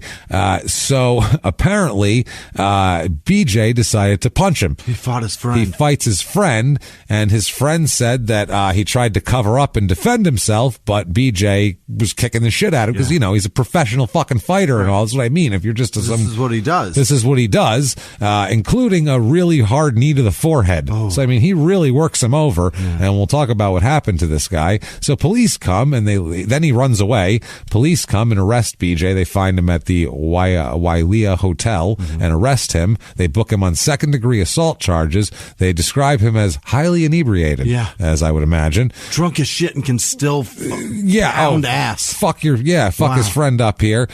Basically, his friend ends up with a fractured left eye socket. My God. Out of this, which is... From the knee or punches, or he just beat the shit out of him. He worked him over. BJ had a little cut under his eye, from the whole thing. So he took one. Yeah, the guy was trying to fight back, but Jesus Christ, I mean, I don't think it affected BJ much, especially if the one guy's got a crushed-in eye socket.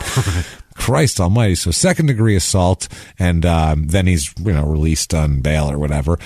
So March 30th, 2015, this is about 2 months later, they make a deal where he can avoid jail time for this assault here. The prosecutor of the Maui prosecutor office here says that the victim would be satisfied if BJ pays all the medical bills stemming from the incident. Okay. So he's not trying to fuck him. Right. He's like, look, I'll drop the charges if you just, fix my eye, my eye socket, please. I'd like my eyeball to stay in there. It's weird. I'm just walking around. It falls out, dangles. I got to pop it back in. Jesus. It's a problem. Please help me here. Thanks, BJ. Yeah, so this would keep him from, being prosecuted and possibly going to jail.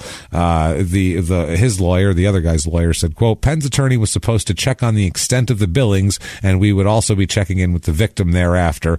And his lawyer indicated that they want to take care of everything as far as the medical bills. So he's like, great. It would cost you way more to go to court. Yeah. It would cost you way more to have a lawyer fighting assault charges. Oh, yeah. So you might as well just pay for it. So after all this, May 2015, he's inducted into the UFC Hall of Fame. Why? What the fuck is happening? What did you do, Dana White? What did you do? Honestly. What did you do? And BJ Penn somehow walked in on, like Herc from The Wire walking in the mayor getting a blowjob, and then he owns you you own the guy. Is that what happened? Dana, what did you do? It had to be bad, man. There's no way this guy's in the Hall of Fame. It's got to be based on his name and what he's done for the UFC. Well, because based on this being the CNN. It's his website. His website had to do it. It's that. And also, if you think about it, UFC, he started in 2001 in UFC when it was just that was not a huge deal. So he helped really grow the sport. I think guys like him, not just him, but a few guys like him. He made a brand too of the BJ Yeah, Penn that's what thing. I mean. It was a big deal that that helped the UFC a lot. So March 15th, 2016, he's wanting to make a comeback, or March 25th, he's wanting to make a comeback in UFC, but he's suspended for a year, and he could have got suspended for 2 years for unauthorized use of an IV. What? He put it right in his cock. It's not allowed to. No, I don't know. We'll talk about what this is. Okay. He wanted to fight at UFC 199 over the summer, but they're talking about it's a USADA violation to use an IV. I don't know what's going on here. Just a hydration IV? No, it's basically he had taken an IV of more than 60 milliliters in a 6-hour period in March, which is a violation of the rules. This is very intricate, these rules. BJ said he had no idea that those rules existed. He has no clue. He says that after getting to Greg Jackson's camp, I guess he was going to get in shape, they had a team of doctors that suggested an IV of, Jesus Christ, what the fuck is that word? Glutathione, I guess, GLUTATHIONE. It's got to be hydrates and such, right? He said this was for his vision and vertigo issues. But he didn't realize the actual IV was an issue. He says, quote, they said that after doing a physical on me and taking a look at my symptoms, glutathione IV would be great for me. They told me that having the glutathione administered through an IV would be the best way for my body to absorb the antioxidant. So the first thing I told them was that I'm signed up with the USADA year round, so we have to take a look at their banned substances list and make sure there's nothing in there. We went through the banned substances list, and of course, glutathione was not on the list. Once we discovered that nothing in the IV was on the banned substance list, I let the doctor administer the IV. I was so focused on the USDA's banned substance list that I never gave any thought to the IV, except for the fact that sometimes people had used them for weigh-ins before a fight, I guess. So he said that he was adamant about he called the guys that use IVs for weight cutting wimps. He says, quote, of course they are for wimps when the IV's being used to rehydrate a fighter who nearly killed himself cutting weight so that he can fight a smaller man. If you're using an IV for that purpose, then of course you're a wimp, and I'll tell anyone that to their face. On the other hand, if someone gets in a bad car accident and needs an IV for a blood transfusion, am I going to call them a wimp? Of course not. That's absolutely outrageous. Not exactly a parallel to his situation here for vision and vertigo issues. He said, that's absolutely outrageous. Seriously, who am I addressing here? This is a first grade conversation. So yeah, that's it. God damn it. He said that he's going to be returning to Greg Jackson's camp in Albuquerque, which sounds like a nightmare. That's sad. Well, you can focus in Albuquerque because really there's nothing else to do but hate. So we got banned for a year? Got banned for a year at that point. Now, that's what they say there. Now, 2 weeks later, in April of 2016, Dana White tells a reporter that BJ is going to be coming out of retirement to fight in UFC 199 on June 4th. Which a 2-month ban. He's still banned, though. It makes no sense.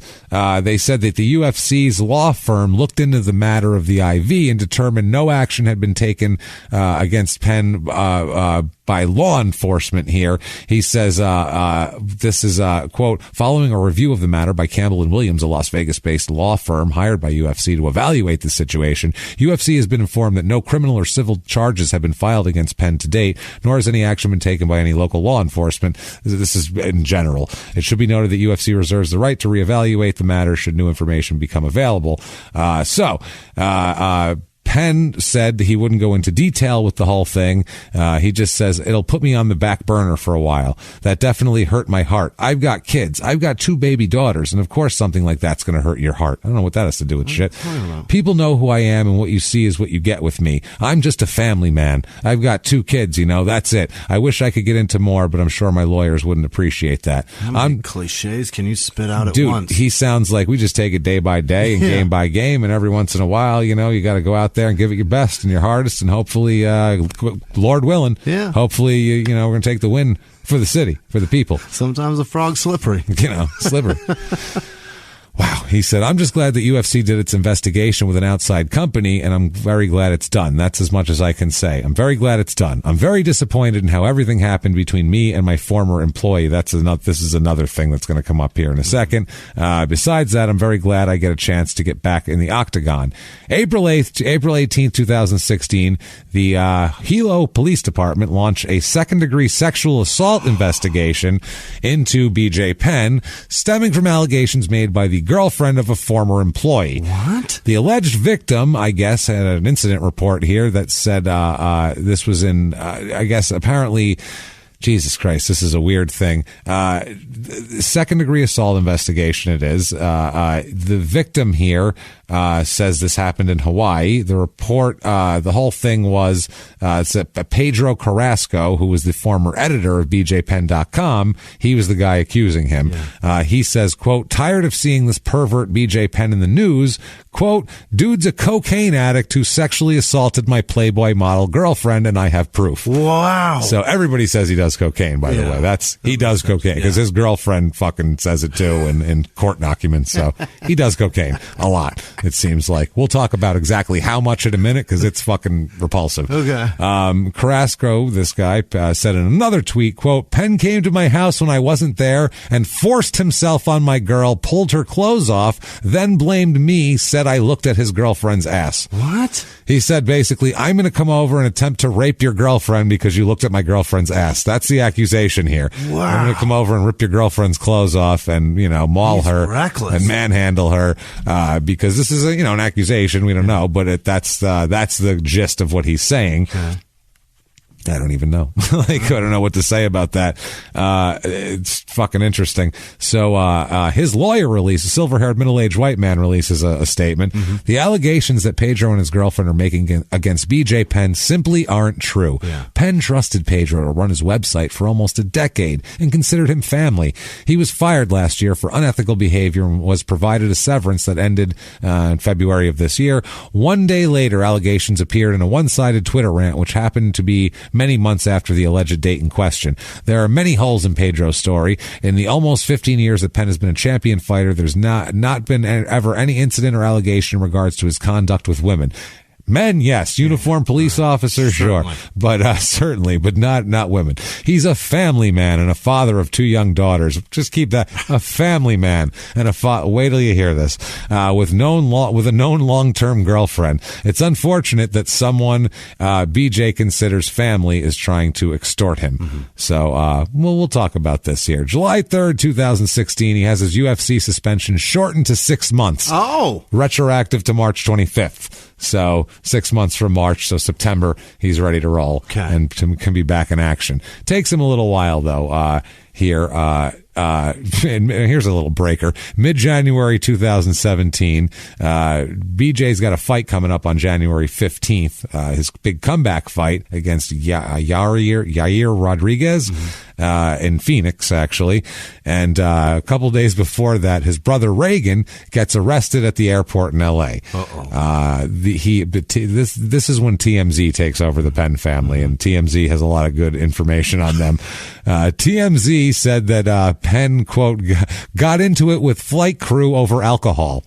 And we'll talk about exactly what happened here. Apparently, he was on a plane when he asked a flight attendant for another drink, but was turned down because he was drunk. So he got angry, and then he started an argument with the flight attendant, which then the rest of the flight attendants came over and, told him to fucking chill out, and they wanted him to get off the plane. This was before they took off, mind you. He's already hammered? He's already hammered, he wants a drink, and he's already belligerent, and they're still on the fucking ground. Can you imagine if a dude in front of him didn't put his seat back up? Oh, my God. He would have fucking choked him from behind. Jesus Christ. At least that was at the end of a long day of travel. That was the end of a long weekend. It was literally the last 15 minutes of the flight. I'm like, I just want to pummel this motherfucker. I made it through the whole week without wanting to kill anybody. I don't understand why somebody telling you you've had too much is such an insult. People, oh my God. Boy, did they lose lose their shit. I've been a bouncer. Yeah. You want to see people get angry. Yeah. You tell them. You tell I'm a grown person. You tell an adult person that they've had too much to drink and can't have any more. Yeah. Oh, my God. They have like flashbacks of their fucking dad telling them they couldn't go to the prom because they, crashed his car or some shit. They just lose their goddamn minds. Even if you're a huge person and you've had enough to make a small person super drunk, you've probably had enough. You've had enough, but just go home. Some people haven't. So they asked him to get off the plane. They're like, well, you know what? We don't need you on this flight. Oh, that's the worst. So he refused. Of course. I'm not going anywhere. He said, quote, I won't get off the plane without a fight. Oh, don't say that. You can't say that post-2001. No. That's not going to work. We're in 2015 at this point? This is 2015. Wow. You cannot do this on the ground. So so he yelled that, and the cops were called, and he said the same thing to them. And they said, okay, fine. We'll drag you off the fucking plane then. That's what they do. So they did. He's arrested and charged with trespassing. Because they told him to get off the plane. He wouldn't get off the plane. And because he didn't hit anybody or anything. But they do let him out on bail. So January 15, 2007 is BJ's big comeback. UFC Fight Night 103, Rodriguez versus Penn. He fights El Pantera, Yara Rodriguez. 11-2. He's a career fighter here. 24 seconds into round 2. It's a TKO loss for BJ. Yeah. Gets punched into a TKO. 16-11-2. Not a great comeback. My God. June 25th, 2017, UFC Fight Night 112. He fights Dennis Silver, and that's the guy who's supposed to fight way like the last year. 23-11 career. This goes all 3. It's a majority loss, or is it Siver? I think it might be Siver. I don't know. I don't think there's an L in there. Majority loss, majority decision loss for BJ. 16-12-2. Okay. Not going well. No. I would say. No. This is when it gets real nasty. He almost has the same winning percentage as his brother, who had 2 fights. It's getting to be 50-50. October of 2018, a restraining order is obtained against him, and an order of protection for his quote, estranged partner, his known long-term girlfriend, Shaylin, UAIWA. Nope.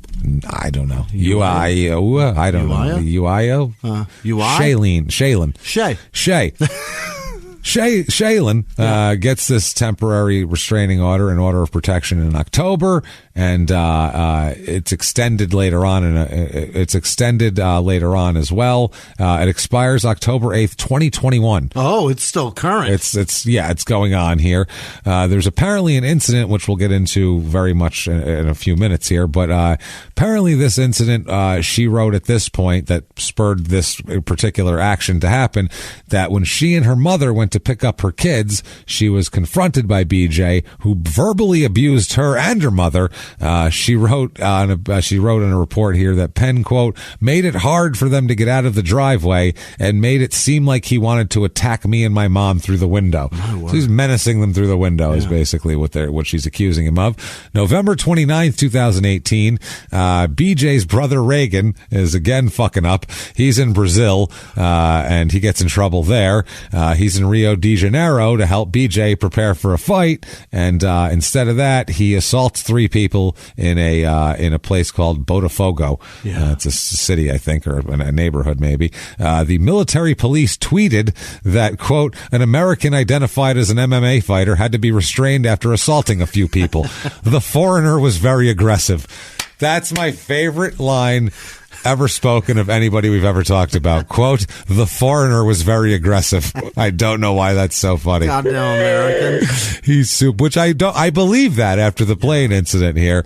That's so funny. They said firemen were called to take people to the hospital that he beat up. He just started beating people up apparently in a bar somewhere. He then flew back to Hawaii, and BJ stayed behind to finish his camp up, obviously. December 29th, 2018. He's still goddamn fighting. This is what I mean. It's weird through all these accusations and everything else. UFC 232. This is Jones versus Gustafsson 2. I don't know. He fights John Jones. John Jones. Oh, yeah, John Jones. Duh. Ryan the Wizard Hall I don't know. That's who he's fighting? That's who he's fighting. He's currently an 8-1 career fighter because he's still fighting. He's he won his last fight in July of 2019, so good for him. This is a round 1 loss, 2 minutes and 46 seconds, a submission by heel hook, 16-13-2. My word. He's just ruining his legacy. It's over. This is just ruin your legacy time here. But he's still getting on all the video games. Yeah. He's on every video game through 2018. He's making money. As long as he sticks around. This would be such a great TV show because you could just hit the soundbite of Joe Rogan every time. Yeah, that'd be the greatest. One of the greatest. Not just the sound, not the soundbite. Yeah. The fucking footage of it. Yeah, of him saying. Yeah, I want to see his mug. Go, Joe, what are you thinking, pal? You're great. Whoops. I guess everybody, you can't say. Yeah, you got to look at them in the moment, and you got to make an appraisal of what they're going to do. I think, too, if you see something exciting and then that at the last second, the adrenaline gets the most. You're excited. This is the greatest guy. That's amazing. Yeah. He's going to be so good. That's the best. Yeah, I can see that. And so, wow. Whoops a daisy, Joe. Hey, Joe. Come on. So at least he's done much better since then. Yeah. April 10th, 2019. This is when all the restraining order shit becomes public, and it is fucking messy because it gets way worse than this. Now the things about cocaine come out and everything else. She alleges, Shaylin alleges that Penn verbally abused her and menaced her in front of their 2 children and her mother, threatened to kill her entire family, My God. And sexually abused her. She's saying this is in a written statement attached to a protective order here. So this is, she's under, this is not, you can't just willy-nilly lie. I mean, you can, but it's fucking perjury, I think. She detailed several episodes of disturbing behavior, what she called disturbing behavior. This took place over 3 years, and she said she's only really talked about the most recent incidents in these reports. She said she didn't report Penn to authorities, quote, because of his name, reputation, the control he had over my life, and I was scared. Yeah, he fights, and I'm a girl.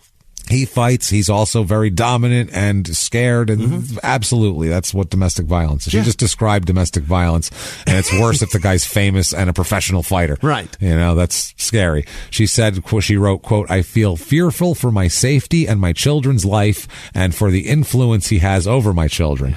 As we'll talk about, Jesus Christ, this is crazy. This is about the incident with the mother in the car here. She said, she wrote, quote, that BJ, quote, came to the car threatening my mother that he will kick her dumb fucking ass out of her house.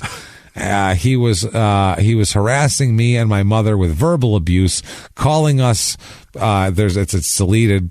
Take your pick. Yeah. Fucks, bitches, cunts, anything. Yeah. They put ass in there, bitches, so it's got to be worse than that. So I'm going with it's got to be cunt or bitch. Right? It has to be. Manipulators and stealers. I was trying to get out of the driveway, and he was making it hard, like he wanted to attack me and my mom through the window. My children witnessed this incident, which is not good. No. She said that during this altercation that BJ told her, quote, because you're not a man, you think you can't get knocked the fuck out. Well, that's very aggressive. I would agree with the her. The foreigner was being very aggressive. That is fucking aggressive right there. Jesus Christ. First things first, BJ. You can't just start that fight and knock a girl out. Yeah, just because you're not a man, you can't get knocked out. Yeah, that's exactly what I think, actually. You'll go to jail for way fucking longer. Right away. You punched a cop in a uniform and got nothing for it. That's how nothing it is to hit a man. You broke your friend's fucking eye socket. No big deal. But me, if you hit me, I promise you hit her, you're going for a long time. Your career's over. You're going to jail. You got problems. You're gonna be considered a piece of shit forever. When he fights dudes in bars, it's like, hey, that's what you want out of a crazy fighter guy. Well, you expect a guy in a bar to get mouthy, drinking, and then seeing BJ Penn, who's clearly not the greatest fighter ever, according to his record. No. And then getting a little froggy and a little mouthy. Yeah. And then you get the shit kicked out, and you go, well, maybe he's better than I am. Not knowing who he is, and he gets mouthy with you, and you're like, fuck this fucking 5'7", 145. I'll knock his ass out, and then he's like a professional fighter. And then he covers you up. Kicks your ass, so that's wrong. She also said that Penn threatened to kill her brother and her whole family, and tried to wrestle her down and take her phone when she wanted to call the police one time. Illegal. Very illegal. Yeah. That's very illegal. She said, and this is you can show you her handwriting. Her handwriting did it. In the actual police report. Is damning. Children witnessed their father trying to wrestle me down and take my phone, and that he could kill my whole family or have them killed. She said that their 11-year-old daughter told her that she would, quote, rather jump off our balcony at our home than hang out with her father, which is rough. She said Penn repeatedly verbally and physically abused her. She said Penn tried to get her to have sex with other men and pressured her to do drugs as well. Why would you do that? I don't understand. Stop that. Why do you want her to have... Hey, wouldn't it be cool if... No, it's not. Stop. That's gross. Stop being gross. Knock it off. You don't want her. That's the end of the story. Yeah. You're willing to beat the shit out of her. You're threatening her whole family, and you want her to fuck other dudes. You don't want her. Once you threaten to kill her mother and tell her she needs to fuck other dudes, I think you're pretty much over it. It's over. You're done. It's been 10, 12 years at this point. You don't love her. No, I would say not. No. None of those things scream love to me. But he's a family man, Jimmy. I have babies. It's a family man. This episode should be called The Family Man. Yeah. That's what it should be called, because there's no other way to do it. Holy shit. Wow. I don't even know what the hell to talk here. Also, she said that he would frequently yell at her in an abusive manner when she refused to perform certain, quote, unspecified sexual acts. Yeah. So, you know what it is. We all know what it is. Yeah. She was like, I had chili for lunch. I'd rather not. Sore. Yeah. I don't want. You have to tell me a couple days in advance. Yeah. I got to get. It's not just a spur of the moment thing. Can't just do that right now. Right. I'm not into it. Right. Especially when you're all jacked up, because she also says that he attacked her and shattered her phone during a cocaine binge right after he was inducted into the UFC Hall of Fame. Wow. This was like right then. She claims that he flew into verbally abusive fits when he got high and often threatened her. A lot of these allegations are about drugs. Yeah. She said that Penn's been a drug addict since 14 and, quote, uses his training camps to try and stay sober. Uh-huh. So we've had fighters like this before that said they go crazy and then they have training camps totally clean and then it's batshit time again until it's time to go into training. She said this is one of the crazy. This is in her handwriting and everything. Yeah. Quote, I woke up one night to him scared because he... Listen to this. Yeah. Because he, quote, got cocaine on my oldest daughter. What? On her? God. How do you get cocaine on somebody? Why are you doing coke off the baby? I don't know what's happening. Off the oldest daughter. Yeah, she's like 10 years old. I got cocaine on my daughter? What? How do you get cocaine on your daughter? Why do you have coke near your daughter? Near your daughter. And then what happened? Would you sprinkle it on her? Right. Did you sneeze and it went all over? Why is she that close to the cocaine? Right. She said, quote, he was freaking out and he wanted to commit suicide. I called his father and his father witnessed it all. Yeah. So that's another witness she's claiming is there. He's a family man. When he gets cocaine on his child and he wants to kill himself, his dad comes. Yeah. There you go. That's a family man. He's got remorse. Yeah. She also said that BJ attacked her in their hotel room. That was after the Hall of Fame and verbally abused her, broke her cell phone. Then she said, quote, him and his friends did cocaine in the bathroom all night while me and my children were in the room and his niece and auntie were in the living room. Good Lord. So that sounds very sleazy. Depressing. That's fucking depressing. Yeah, I would say so. Now, his attorney, John Schmidtke Jr. Yeah. Jr., he got a fucking junior as an attorney, of course. Junior on junior protection here. Called the records, quote, incomplete information. That, unless you're saying complete fabrication, you are a fucking asshole. Yeah. Incomplete information. What's incomplete about it? There were some other things in there that made all that behavior okay. There's nothing that's what I mean. That says that the cause is enough to warrant that effect, basically, is what they're saying. No. You don't know what caused him to get cocaine on his daughter and then threaten to kill his wife's whole family and smash her phone and do coke in the bathroom. You see, it was in a water balloon, and the water balloon broke. Jesus Christ. Wow. He also complete, and said that he didn't know why the court released the documents, which he believed to be non-public, because BJ tried to have them sealed, and that's why it went for a few months without being released. It took 6 months for them to go, no, we're not sealing them, and then it got released to the public. He said that he couldn't, quote, by law comment on the allegations against Penn because the case involves children. Which I don't know how it involving children makes him not able to comment. Doesn't make his criminology less known. How silver was that statement? Yeah. That was the most. That was Schmidtke. It should be Silver Key Jr. over here. Jesus, Penn's attorneys were denied a request to seal this type of shit here. He hasn't been arrested yet, but he's being investigated. He's required to stay 100 feet away from his ex-girlfriend and refrain from contacting her through this order. And then he's later, though, ends up being allowed supervised visits with his 2 children and limited contact with her through their attorneys. So if he wants to contact his ex-girlfriend, he has to do it through an attorney to set up a time to meet their kids. That's terrible. He posts pictures all the time with his kids at this point because he's a family man, obviously. Yeah. Now, the promotion of the UFC, they don't fuck zero tolerance. Right. I believe the phrase that Dana White's used is zero tolerance policy. Something so close to that it might be verbatim. I believe, I think zero tolerance is the words used. 1%? No, it's definitely zero. He actually said that abusers would, quote, never bounce back from putting your hands on a woman, actually is what he said. Zero tolerance. But since then, this article that I was reading was talking about basically they defer to the legal system. Yeah. It's whatever they say. Whatever their tolerance is. If he's not currently in prison, then he can fight. But if he's in prison, then we don't tolerate that. We don't tolerate you getting actually convicted.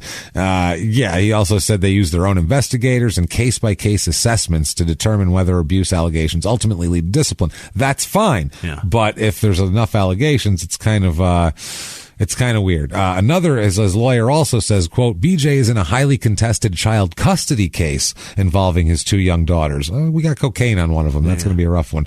The order of protection has made serious allegations against BJ. The allegations are so misleading, so hurtful and false that any further comment by BJ or about BJ would cause more damage to the well-being of his children and potentially further inflame the pending custody proceedings.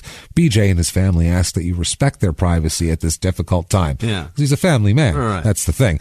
Now, she says that she's been scared of him for years, and, his lawyer is fucking crazy, basically. Yeah. So, he's being investigated.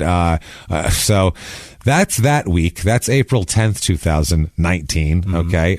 Now, April 19th, 2019, he's being investigated for Jesus Christ almighty. He escalates. Yeah. I'm sensing brain damage or some sort of problem here. He's being investigated for threatening a farmer with a machete. What? How do you even get there? What Mad Libs did you expect me to put in there? For threatening a who with a what? Right. How many times would it have taken you to get to farmer and machete? Be honest. We could have sat here for 3 days. I don't know a farmer, and I've never been in possession of a machete. I don't know how he did this. How do you get there? How do you get here? How do you get to a farmer in possession of a machete? Right. I have a machete. Hello, farmer. Here's my machete. How does that happen? How do you do it? Jesus Christ. Come on, everybody. Let's go fuck the Grim Reaper. What is happening? What is happening? How do you get to that place, BJ? You used to be important. It's a tarot farmer. I don't know what that is. I guess he pulls cards out of the earth and tells you your future. I don't know what tarot is. I'm sorry. I'm sure it's something very important. But he apparently threatens him with a machete following a dispute over a trespass over the guy accusing him of trespassing a year ago. Oh, my God, BJ. Jesus, get it together. The threat occurred during a dispute over access to his property in some valley over here, which resides next to this guy's taro farm, apparently. Penn brought a machete to the man's property and called him to come outside of his farmhouse.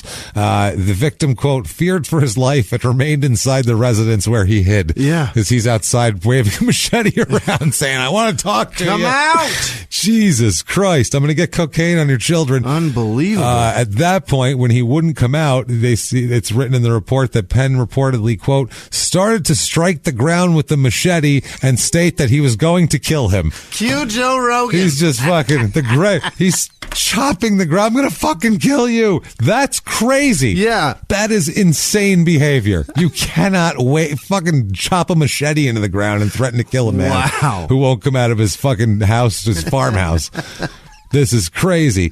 So the guy waits and doesn't come out. Eventually, BJ goes away. He's lucky he didn't chop his way through the door. Yeah, no doubt. But later on that day, he came back. BJ came back and damaged the man's entry gate with his ATV. I guess the guy closed the gate and BJ bashed it open with his fucking ATV. He said that the victim said that he felt unsafe there and feared for his life, so he left the area and reported the incident to police. Oh, boy. That sounds like a really reasonable thing to do at that point. Yeah. Fear for your life. So what a nightmare situation. There's a fucking crazy person who you are well aware of what he's capable of. That's the thing. And if you just go on your phone and read something, you'd be like, Jesus, any local news would be all about BJ Penn getting cocaine on his children. And Joe Rogan quote here and being there. a family man. Yeah, with a Joe Rogan here and a greatest efforts there.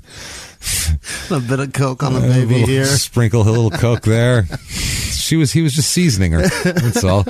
Wow. This is fucking crazy. So, his attorney says that he denies any violent acts by Penn, who he says that, quote, BJ says he's never even given a statement to the police. They haven't told him he's got a terroristic threatening charge, or there are charges pending. He just said there was an incident. It was over a year ago and it had to do with a gate. There was no threatening or machete or anything like that. That's his, that's his deal here. But at the time, the lawyer's full of shit, because at the time the police department issued an APB, actually an all-state bulletin, stating that Penn was wanted for arrest. He's accused of first-degree terroristic threatening, which is a Class C felony and carries up to 5 years in prison. Okay. So not great. It's a big deal. That's a big deal. And a sergeant with the Hawaiian Police Department who spoke to him, said, quote, all parties involved have not been located or contacting, and we're looking for BJ, basically. So he's got to wander the fuck around, is all it is. And where's he? Hiding in the jungle? Yeah. What do you do? With a machete. With a machete, just sharpening his machete. Go, I will chop the shit out of any ground possible. Trails. Very, very fucking strange. I don't know what he's thinking, put it that way. No. I do know at one point he is in his hideout, and there's a knock at the door. He's very surprised at that because he's not told anyone but obviously his family. Right. He's a family man where he is. Yeah. And he's even more surprised when he opens the door and it's my grandma standing before him, tiny with red hair, 91 years old. Bottle amaretto, taking a swig. And she says,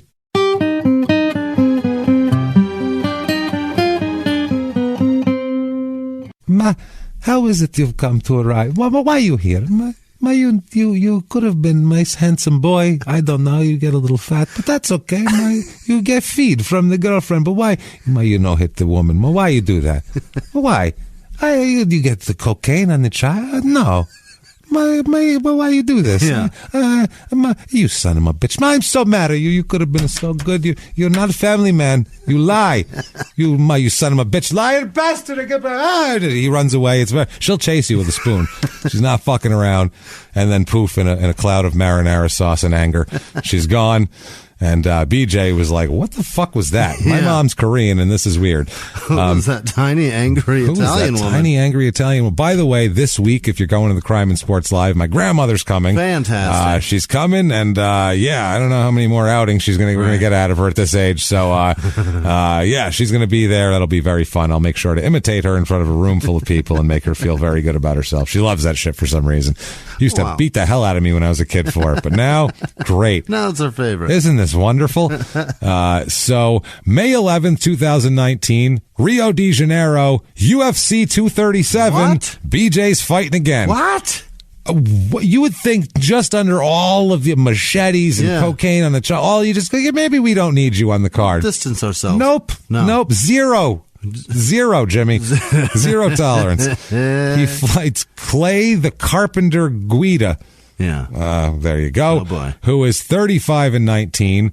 This guy's still fighting. He just lost a fight in August of 2019. Mm-hmm. This goes all 3 rounds, and it's a unanimous decision loss for BJ. 16-14-2. It's so close. He's a fucking mess. There's cocaine on his children, Jimmy. Yeah. There's his fucking wife. There's farmers running in fear from machete-wielding lunatics. No one's safe at a bar anywhere, including uniformed police officers. I feel bad for all these people, Jimmy. I'm not lying, but not nearly as bad as I feel for real name J. Penn. Really? J. Penn, illustrator and concept artist in Ireland. J. Penn, a night auditor at the Sheraton Hotels and Resorts in the greater Philadelphia area. My word. Which sounds awful. Yeah. That sounds terrible. Yeah, and he's in Pennsylvania, and his last name's Penn. Penn, yeah. J. Penn, business development and RIA strategy expert in Tulsa, Oklahoma. Oh, I don't know. That sounds important. J. Penn, distinguished engineer at Aerospace Corporation in Redondo Beach, California. Our J. Penn has way too much brain damage. They probably do the same amount of coke. Oh, well, and then also J. Penn Gardner at J&R Landscaping in Fresno. Oh, that's terrible. You got to go around with that name and gardening. There was a local comic in Phoenix named J. Penn. Was there? There was. I don't remember him. I don't remember what happened to him. Like every other, he probably he just quit. Stopped. Yeah, just petered out, and that was that. Like most do. Now, June 25th, 2019. We're getting into very recent times. Yeah. We're going to come up until like 2 weeks ago. Right. He's in a bar fight. Oh no. Okay. He gets in a bar fight with a bouncer at a strip club in Honolulu. How does he have money for that? I mean, he's just fought 2 months before that. And he's got the website, right? Too. That's the always other thing. Kicking money it's to going to be God damn it. Producing. So they start fighting in the club, and it spills out into the streets. Okay. When there's titties out, there's no reason for fists. No reason for these women are kindly enough to display their wares for your enjoyment, and you're going to disrespect them with violent behavior. All you have to do is gawk and throw a couple of bills. I will not stand for this. Where is your child? I'm sprinkling cocaine all over them because they fucking deserve it. I've had it with this bullshit. Blown it. This is the Club Femme Nu in Honolulu here, and they said that Penn was escorted out of the bar around midnight because he was, quote, very drunk. As he was being escorted out, he starts to fight the door guy, obviously. Multiple witnesses were there. TMZ has a video of this shit, of course, as well. This is all TMZ and their crazy shit. They love BJ Penn at TMZ. They love him because he's a gift that keeps on giving. There's videos of him fighting in the streets constantly. So he's apparently took the door guy to the ground and then also wrestled another guy. And at one point you can see Penn like choking him with his forearm and shit like that. It's pretty hard. You can hear a bunch of people asking him to stop fighting and let the guy up, but he doesn't. One of the bystanders at this point runs in and starts punching BJ in the head. Trying to get him off the other guy, but then everyone else calls him off and says, no, let him fight one-on-one. I don't know what's happening. So BJ Penn, so then this is amazing. So they have the 911 tape also of the person calling the police on this from the club, which is hilarious. And this is a woman, tells the dispatch, quote, so BJ Penn is here causing a fight with the DJ. And they said she sounds clearly annoyed. And so BJ Penn's here. He's here again. Do I need to go on? Right. Fighting with my DJ. So DJ Penn's here. Yeah, you're sending a car, right? That meant like one's on the way. Right. I don't have to tell you anymore. I need help, obviously. They said that he'd been basically causing problems the whole night, and the woman said, quote, it's really pissing me off. Quote, he's just running around with shorts and no shirt on, screaming and yelling and trying to cause problems again. Again. There's an again at the end of this. Right. Oh, BJ, I love you fucking idiot. He doesn't know that he doesn't have to take his shirt off here? No, yeah, why is his shirt off? Shirt off? Running and screaming because he's trying to fight people. What the Trying to cause problems. Again. That's my favorite part. There's this guy, he says he's BJ Penn. Right. It's him, and he's here again. We've done this before. Shirt off, shorts, that's it. We've danced this dance before. Wow. So you can hear another 911 call. A man is calling to say that Penn is in a fight outside, telling the dispatch that they need help separating them, that they, send someone over here to separate them. The audio says you can hear a law enforcement official tell officers, quote, BJ Penn is back there trying to fight everybody. No weapon. That's what they give. That's the briefing they give the cops. Get in there. BJ Penn is back there trying to fight everybody. No weapon. There's a man causing a 5'8" BJ Penn is trying to fight everybody, which sounds like again. Right. He left again out, but when he says BJ Penn's back there trying to fight everybody, no weapon, that means there's no machete or nothing, but he's there. This is not the first time this has happened. No ATV, no machete. He's just there. He's just there. Blows. Just throwing blows. Sans shirt.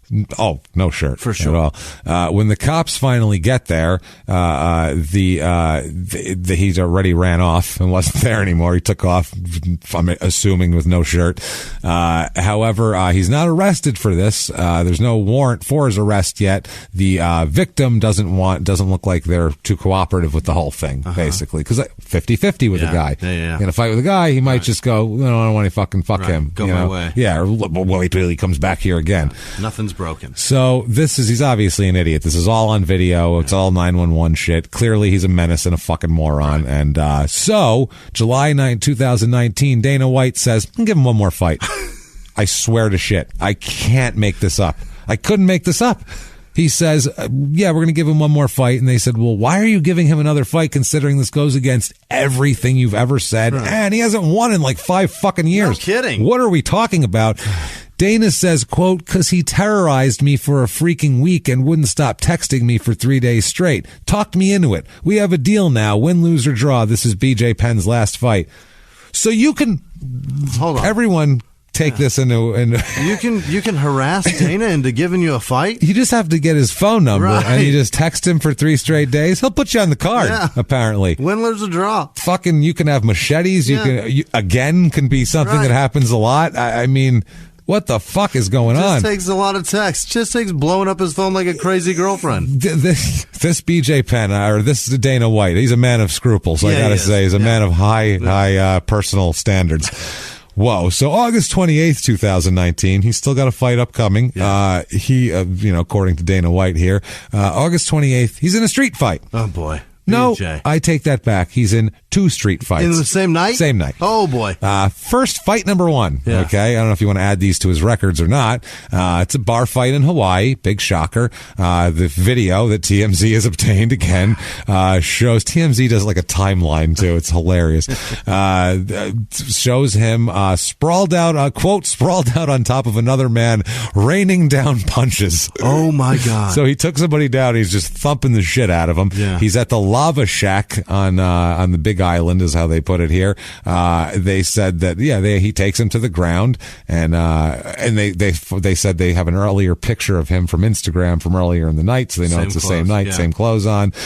He apparently had him mounted and was throwing raining blows down upon him, which is crazy. They said it looks like all the shots landed pretty clean. You could see a bunch of guys in security shirts move in and try to break the whole thing up. They don't know. 60 days ago. This has just happened. This just happened. This guy still is sore in the forehead from being punched, whoever this guy is. Still got red marks. Absolutely. So he took off after that. They don't know what started this fight. I assume he's drunk and was asked to leave. Yeah. This is pretty much a repeat of the last incident in June. So, but the second fight is different. Second fight, this is interesting. You can see him talking shit in this video. TMZ has this video. And BJ, apparently, while this is all going on, the other guy throws a left hook and nails BJ in the chin, and he he collapses. I mean, BJ goes down, arms sprawled out cold. I mean, one shot punch knocked him out. And so you see BJ's friends help him back to his feet, and then everybody's screaming and yelling, and there's a big fight. And but they're saying that they're trying to figure out. They think that this came first, and then BJ might have went and attacked the guy later. They're trying to figure out what happened first and later. Chicken or the egg here. Chicken or the egg here. Yeah, which one? But they think this guy knocked him out first, and then BJ. That's BJ's story anyway. Another person. Of course there, it is. Yeah, somebody there. Now this bouncer says that BJ hit him with a cheap shot, and that's why he was able to mount him. But then later on, he says that was first. The bouncer, PJ says he got beaten. BJ said he got knocked out, so he came back for revenge. Exactly. BJ said he sucker punched me, so I came back and fucked him up. This guy says he took a fucking cheap shot at me, got me on the ground, beat the shit out of me, so I came up and hit him with a left hook after that, knocked him out. So it's just whichever you want. Either way, 1-1. Right. Yeah. Either way, they're both 50, Reagan. 50. It doesn't matter. Right. They're both 1-1 on the night, I would say. I'd call that. Now, someone, they talked to one of BJ's friends, and he said that BJ felt that the other guy had been following him around and trying to bait him into a fight. BJ seems like one of those guys. Yeah, maybe. It probably does, especially if guys think they're tough guys. That's why you don't go out. That's exactly why you don't go out. You always hear guys say that. Like, it's tough. Like, they would... Everyone wants to start fights when they get drunk. Everybody wants a piece of the champ, baby. Because if you beat up the champ, you beat up the champ. That's the thing. It gives you bragging rights, and that's what. And beer muscles way into that. And all the old wrestlers, they used to say when they go out to bars, everybody would try to start shit with them. Right. And that was the thing where they'd have to be like, Jesus Christ, man. They'd have to, they'd go out in groups, and they'd most of the time play it like, oh, yeah, whatever. You're right. And then right. You've got 6 wrestlers brawling with an entire bar. And then you have, and those guys, a lot of them are, huge and crazy. And plus, every night they do this. And regardless of scripted or not, they take a lot of very hard blows that you probably couldn't, and don't feel it quite as much as you do. What's the motivation, James? What is the motivation to go out? You know what it is? It's pussy. It's pussy. That's what it is. They know it is pussy. These guys are going out to capitalize on their celebrity and get pussy. And dudes are out there with the same competition. They're trying to get pussy. BJ Penn's up in here trying to get all pussy. Who's he think he is? This motherfucker? Not only think he's a pussy, I'm the tough guy. BJ hasn't won a fight in 5 years. I'll fuck him up and take all that pussy. That's what it is. If I hit him, then all the pussy rains down on me like blows. Like cocaine on a child. Way or another, something's raining down on me. Whether it's blows or cocaine on my baby, it doesn't matter. So apparently they said, quote, this guy is notorious for taunting BJ. Yeah. He's a guy who he's obviously sees him around the island.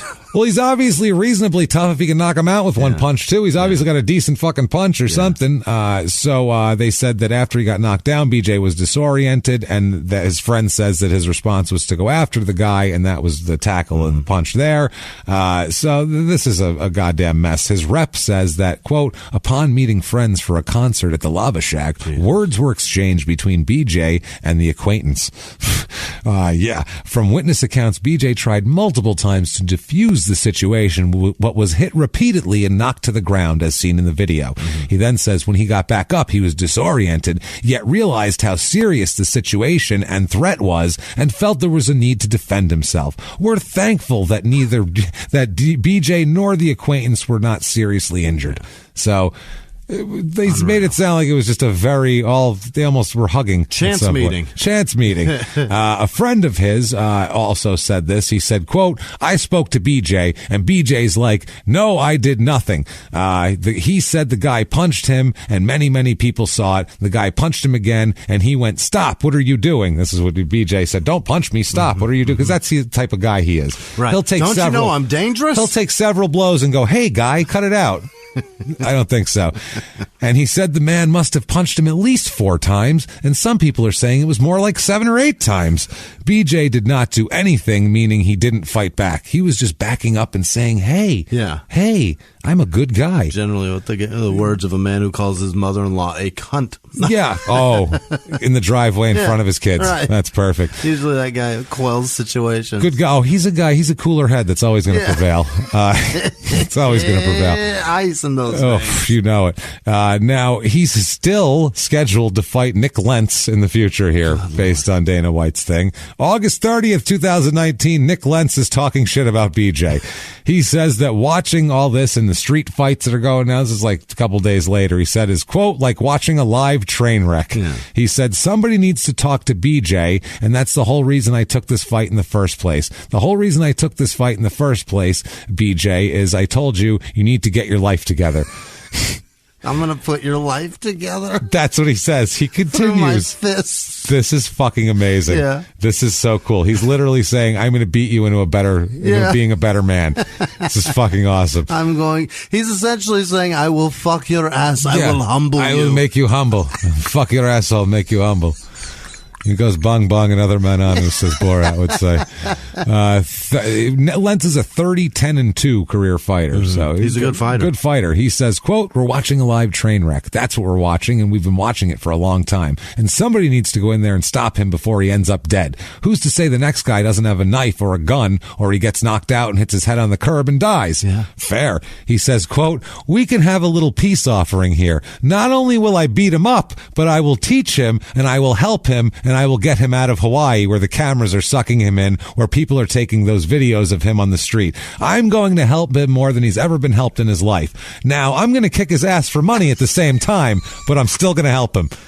I like this fucking guy. Put you in a camel clutch, fuck your ass. That is awesome. He said, like, basically, I'm going to beat you like your dad should have beat you. Like, I'm going to beat you because you need discipline. Right. That's what he said. I'm going to give you what you didn't get as a child. I'm going to help him more than he's ever been helped in his life. Now, I'm going to kick his ass for money at the same time, but I'm still going to help him. But he's right, though. He's moved home. That's the problem. He's in fucking Hawaii. You can't be there. Don't move. I think it's like rule number 3. You can't be there. He's a junior. He's moved home. Right. He's a fucking disaster. He's ruins breaking everything. All the rules. It's not good. If he finds religion, we might as well start hiding. Might as well call it a day. Flee the islands, everybody, because he's a dangerous man.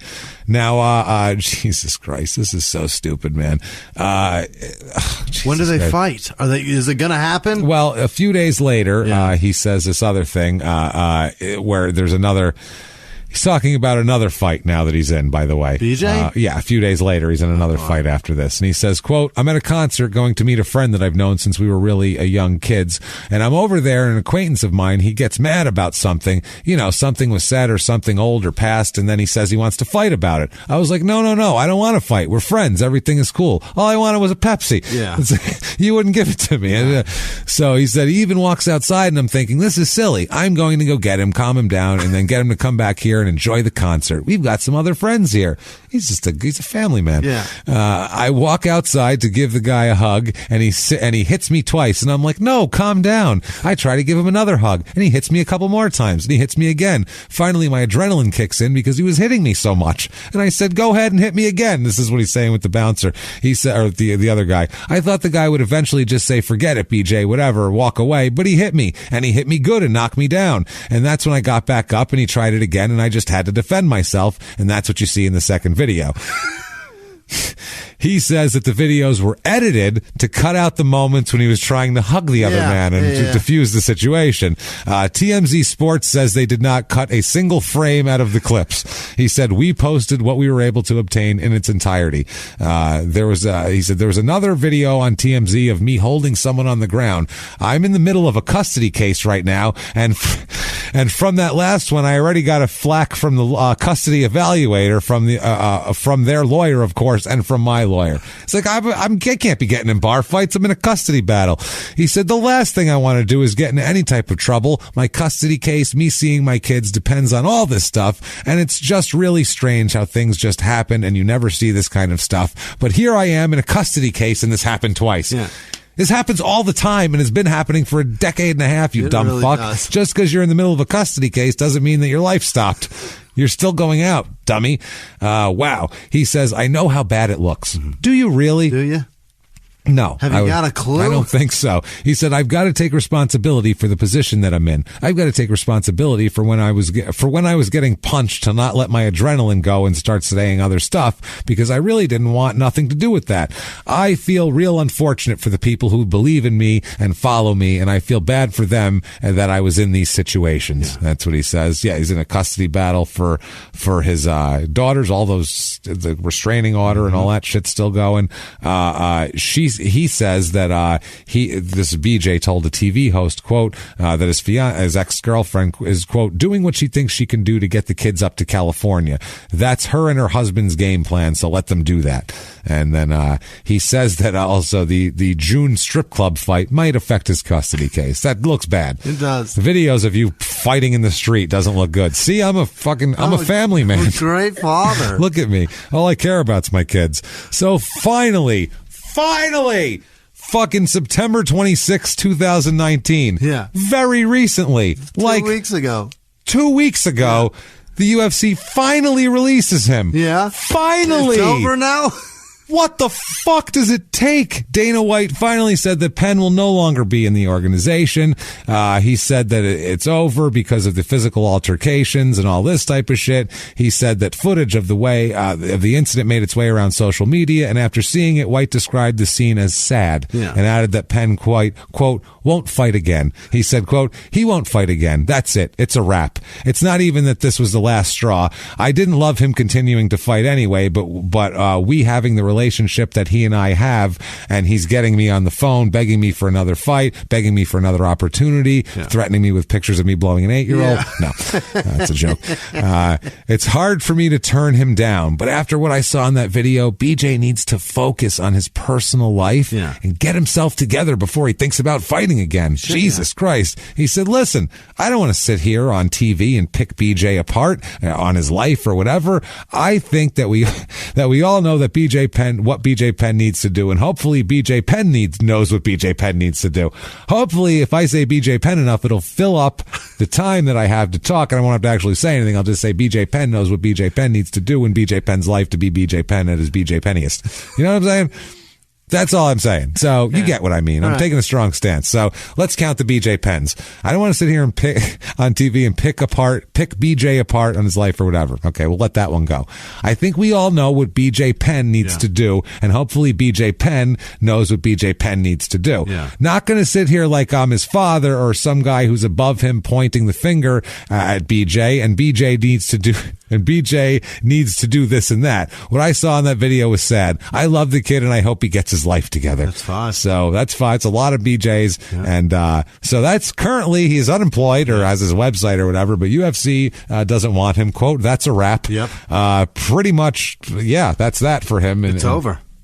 He could go fight in some low-level thing. That's unbelievable that I know who the fuck that guy is. It doesn't seem like it. He's like a 16-14-2 career record. Yeah, he's got as many wins as he has not wins. Exactly. Same. Yeah, 16 fights. Came out happy. 16 fights, he was not happy. Yeah. That's it. It's fucking weird, right? It's super weird. He and his brother have the same record. Almost, yeah. It's pretty much 50-50.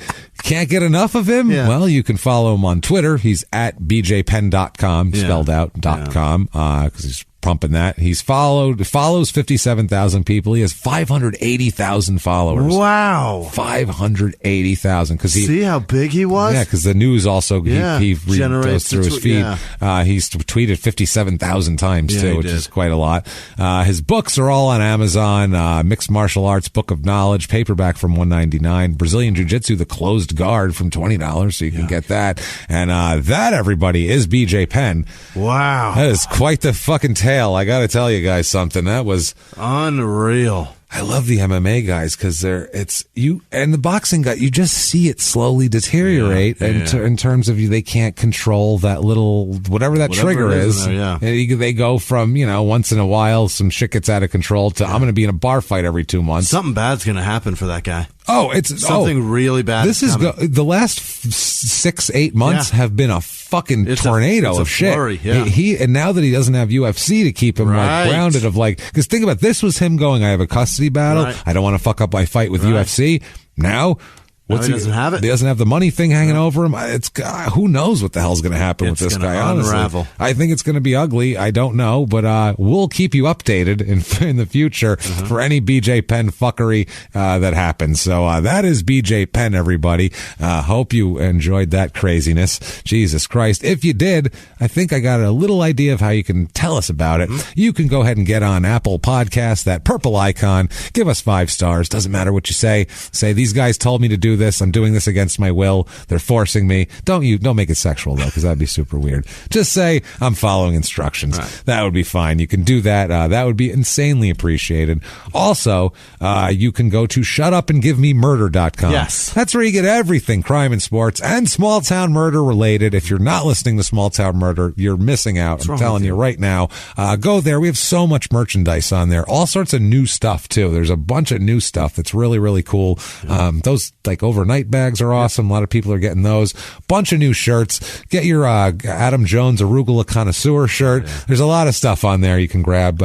Do that. Also a bunch of Small Town Murder stuff. Tickets to live shows. Not many. Basically, what's for sale right now, there's not a lot of anything. There's not.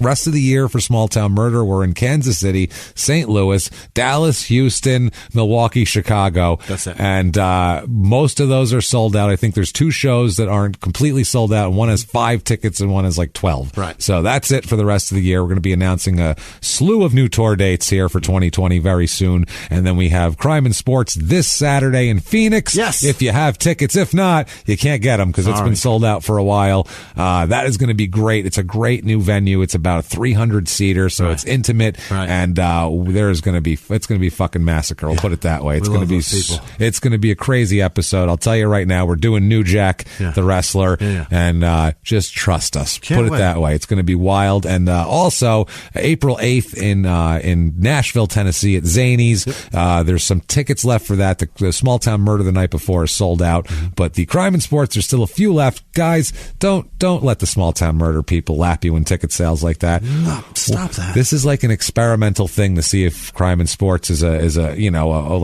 something viable that's road thing? road thing. So show them that it's viable and just as viable as Small Town Murder. It's almost sold out. You're doing great. We thank you for that. Honestly, we're not breaking your balls, but can't wait to see you guys. Let's push it over the top and sell it out and make them go, holy shit, Crime and Sports is amazing. Let's book it in more cities. Yes. Let's go to Boston. Let's go to Portland. Let's go to Chicago. Let's go to the Midwest. Let's go to Philly. Let's go to Cincinnati. Let's go. We'll avoid the South, but let's go other places. I'm just kidding. Minneapolis, Nashville? Some shit like that. Nashville. Yeah, Nashville's like it's the South. It's super South. I mean, you're like an hour from Alabama or some shit, but it's in Nashville. If you're in the city, it's a little feels less Southern. I don't know. It's a little less. I don't feel like I'm going to get my cousin Vinny. Right. That's all. No, it's very high, y'all. It's, y'all like hot chicken. It's a lot of that, but I don't feel like I'm going to get my cousin Vinny. I feel like everything's sort of a little more on the up and up. Not completely, but so come see us all there. Please do that. Also follow us on social media so you can get everything ahead of time. So next time when we announce Crime and Sports tour dates, because something like the one in Phoenix sold out excessively fast. Like that way, if you're a couple weeks behind on the episodes or something, you can still see if we have a tour date or whatever. We are at Crime and Sports on Twitter and Facebook, and we are at Small Town Murder on Instagram, where we kind of combine them for both. Do that. So follow that. Also, if you want to be a hero, and I apologize, we don't have shout outs this week. Honestly, it was just impossible to do. Jimmie didn't have his computer with him, and we were on. It was a fucking mess. We were write down things. So it was really, really difficult. We apologize. I'm vouching for Jimmie. It was a very difficult thing to do, so I understand that. No problem.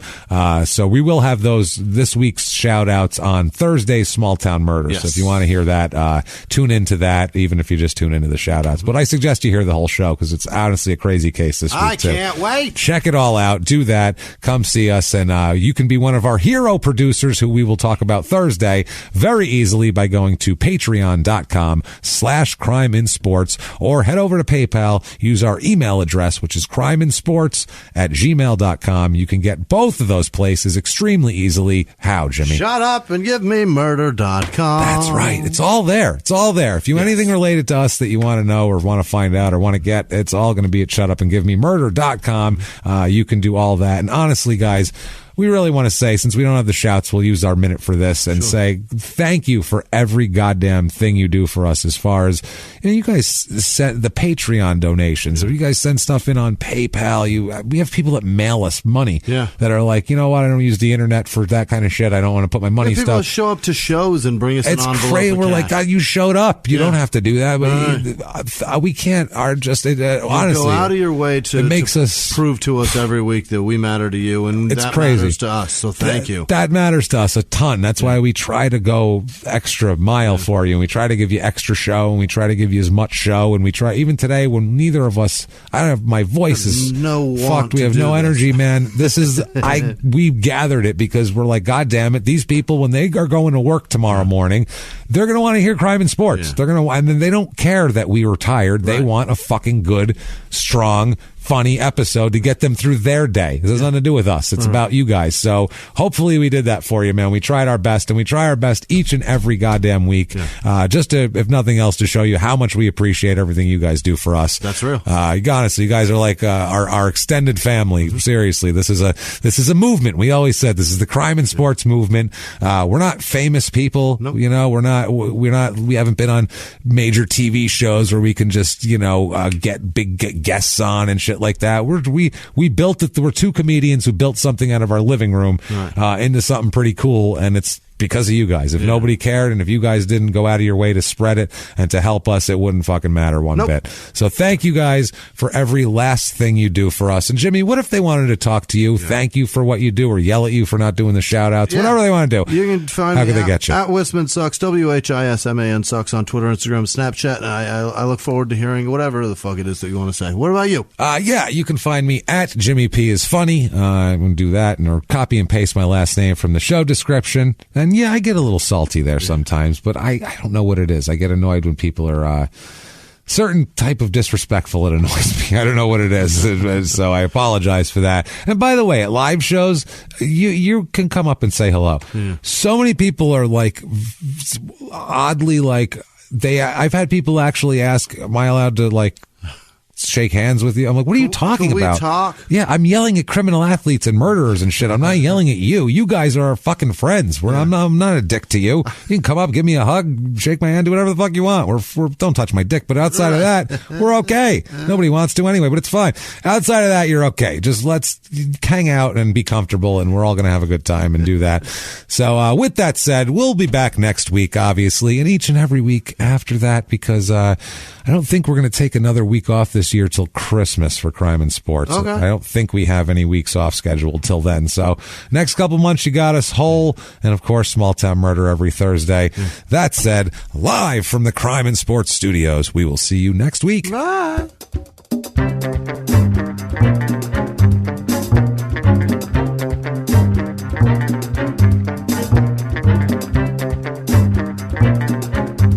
If you like Crime and Sports, you can listen early and ad-free now by joining Wondery Plus in the Wondery app or on Apple Podcasts. Prime members can listen early and ad-free on Amazon Music. Before you go, tell us about yourself by filling out a short survey at Wondery.com/survey. He was hip-hop's biggest mogul, the man who redefined fame, fortune, and the music industry. The first male rapper to be honored on the Hollywood Walk of Fame, Sean Diddy Combs. Diddy built an empire and lived a life most people only dream about. Everybody know ain't no party like a Diddy party, so. Yeah, that's what's up. But just as quickly as his empire rose, it came crashing down. Today I'm announcing the unsealing of a 3-count indictment, charging Sean Combs with racketeering conspiracy, sex trafficking, interstate transportation for prostitution. I was up. I hit rock bottom, but I made no excuses. I'm disgusted. I'm so sorry. Until you're wearing an orange jumpsuit, it's not real. Now it's real. From his meteoric rise to his shocking fall from grace, from law and crime, this is the rise and fall of Diddy. Listen to the rise and fall of Diddy exclusively with Wondery Plus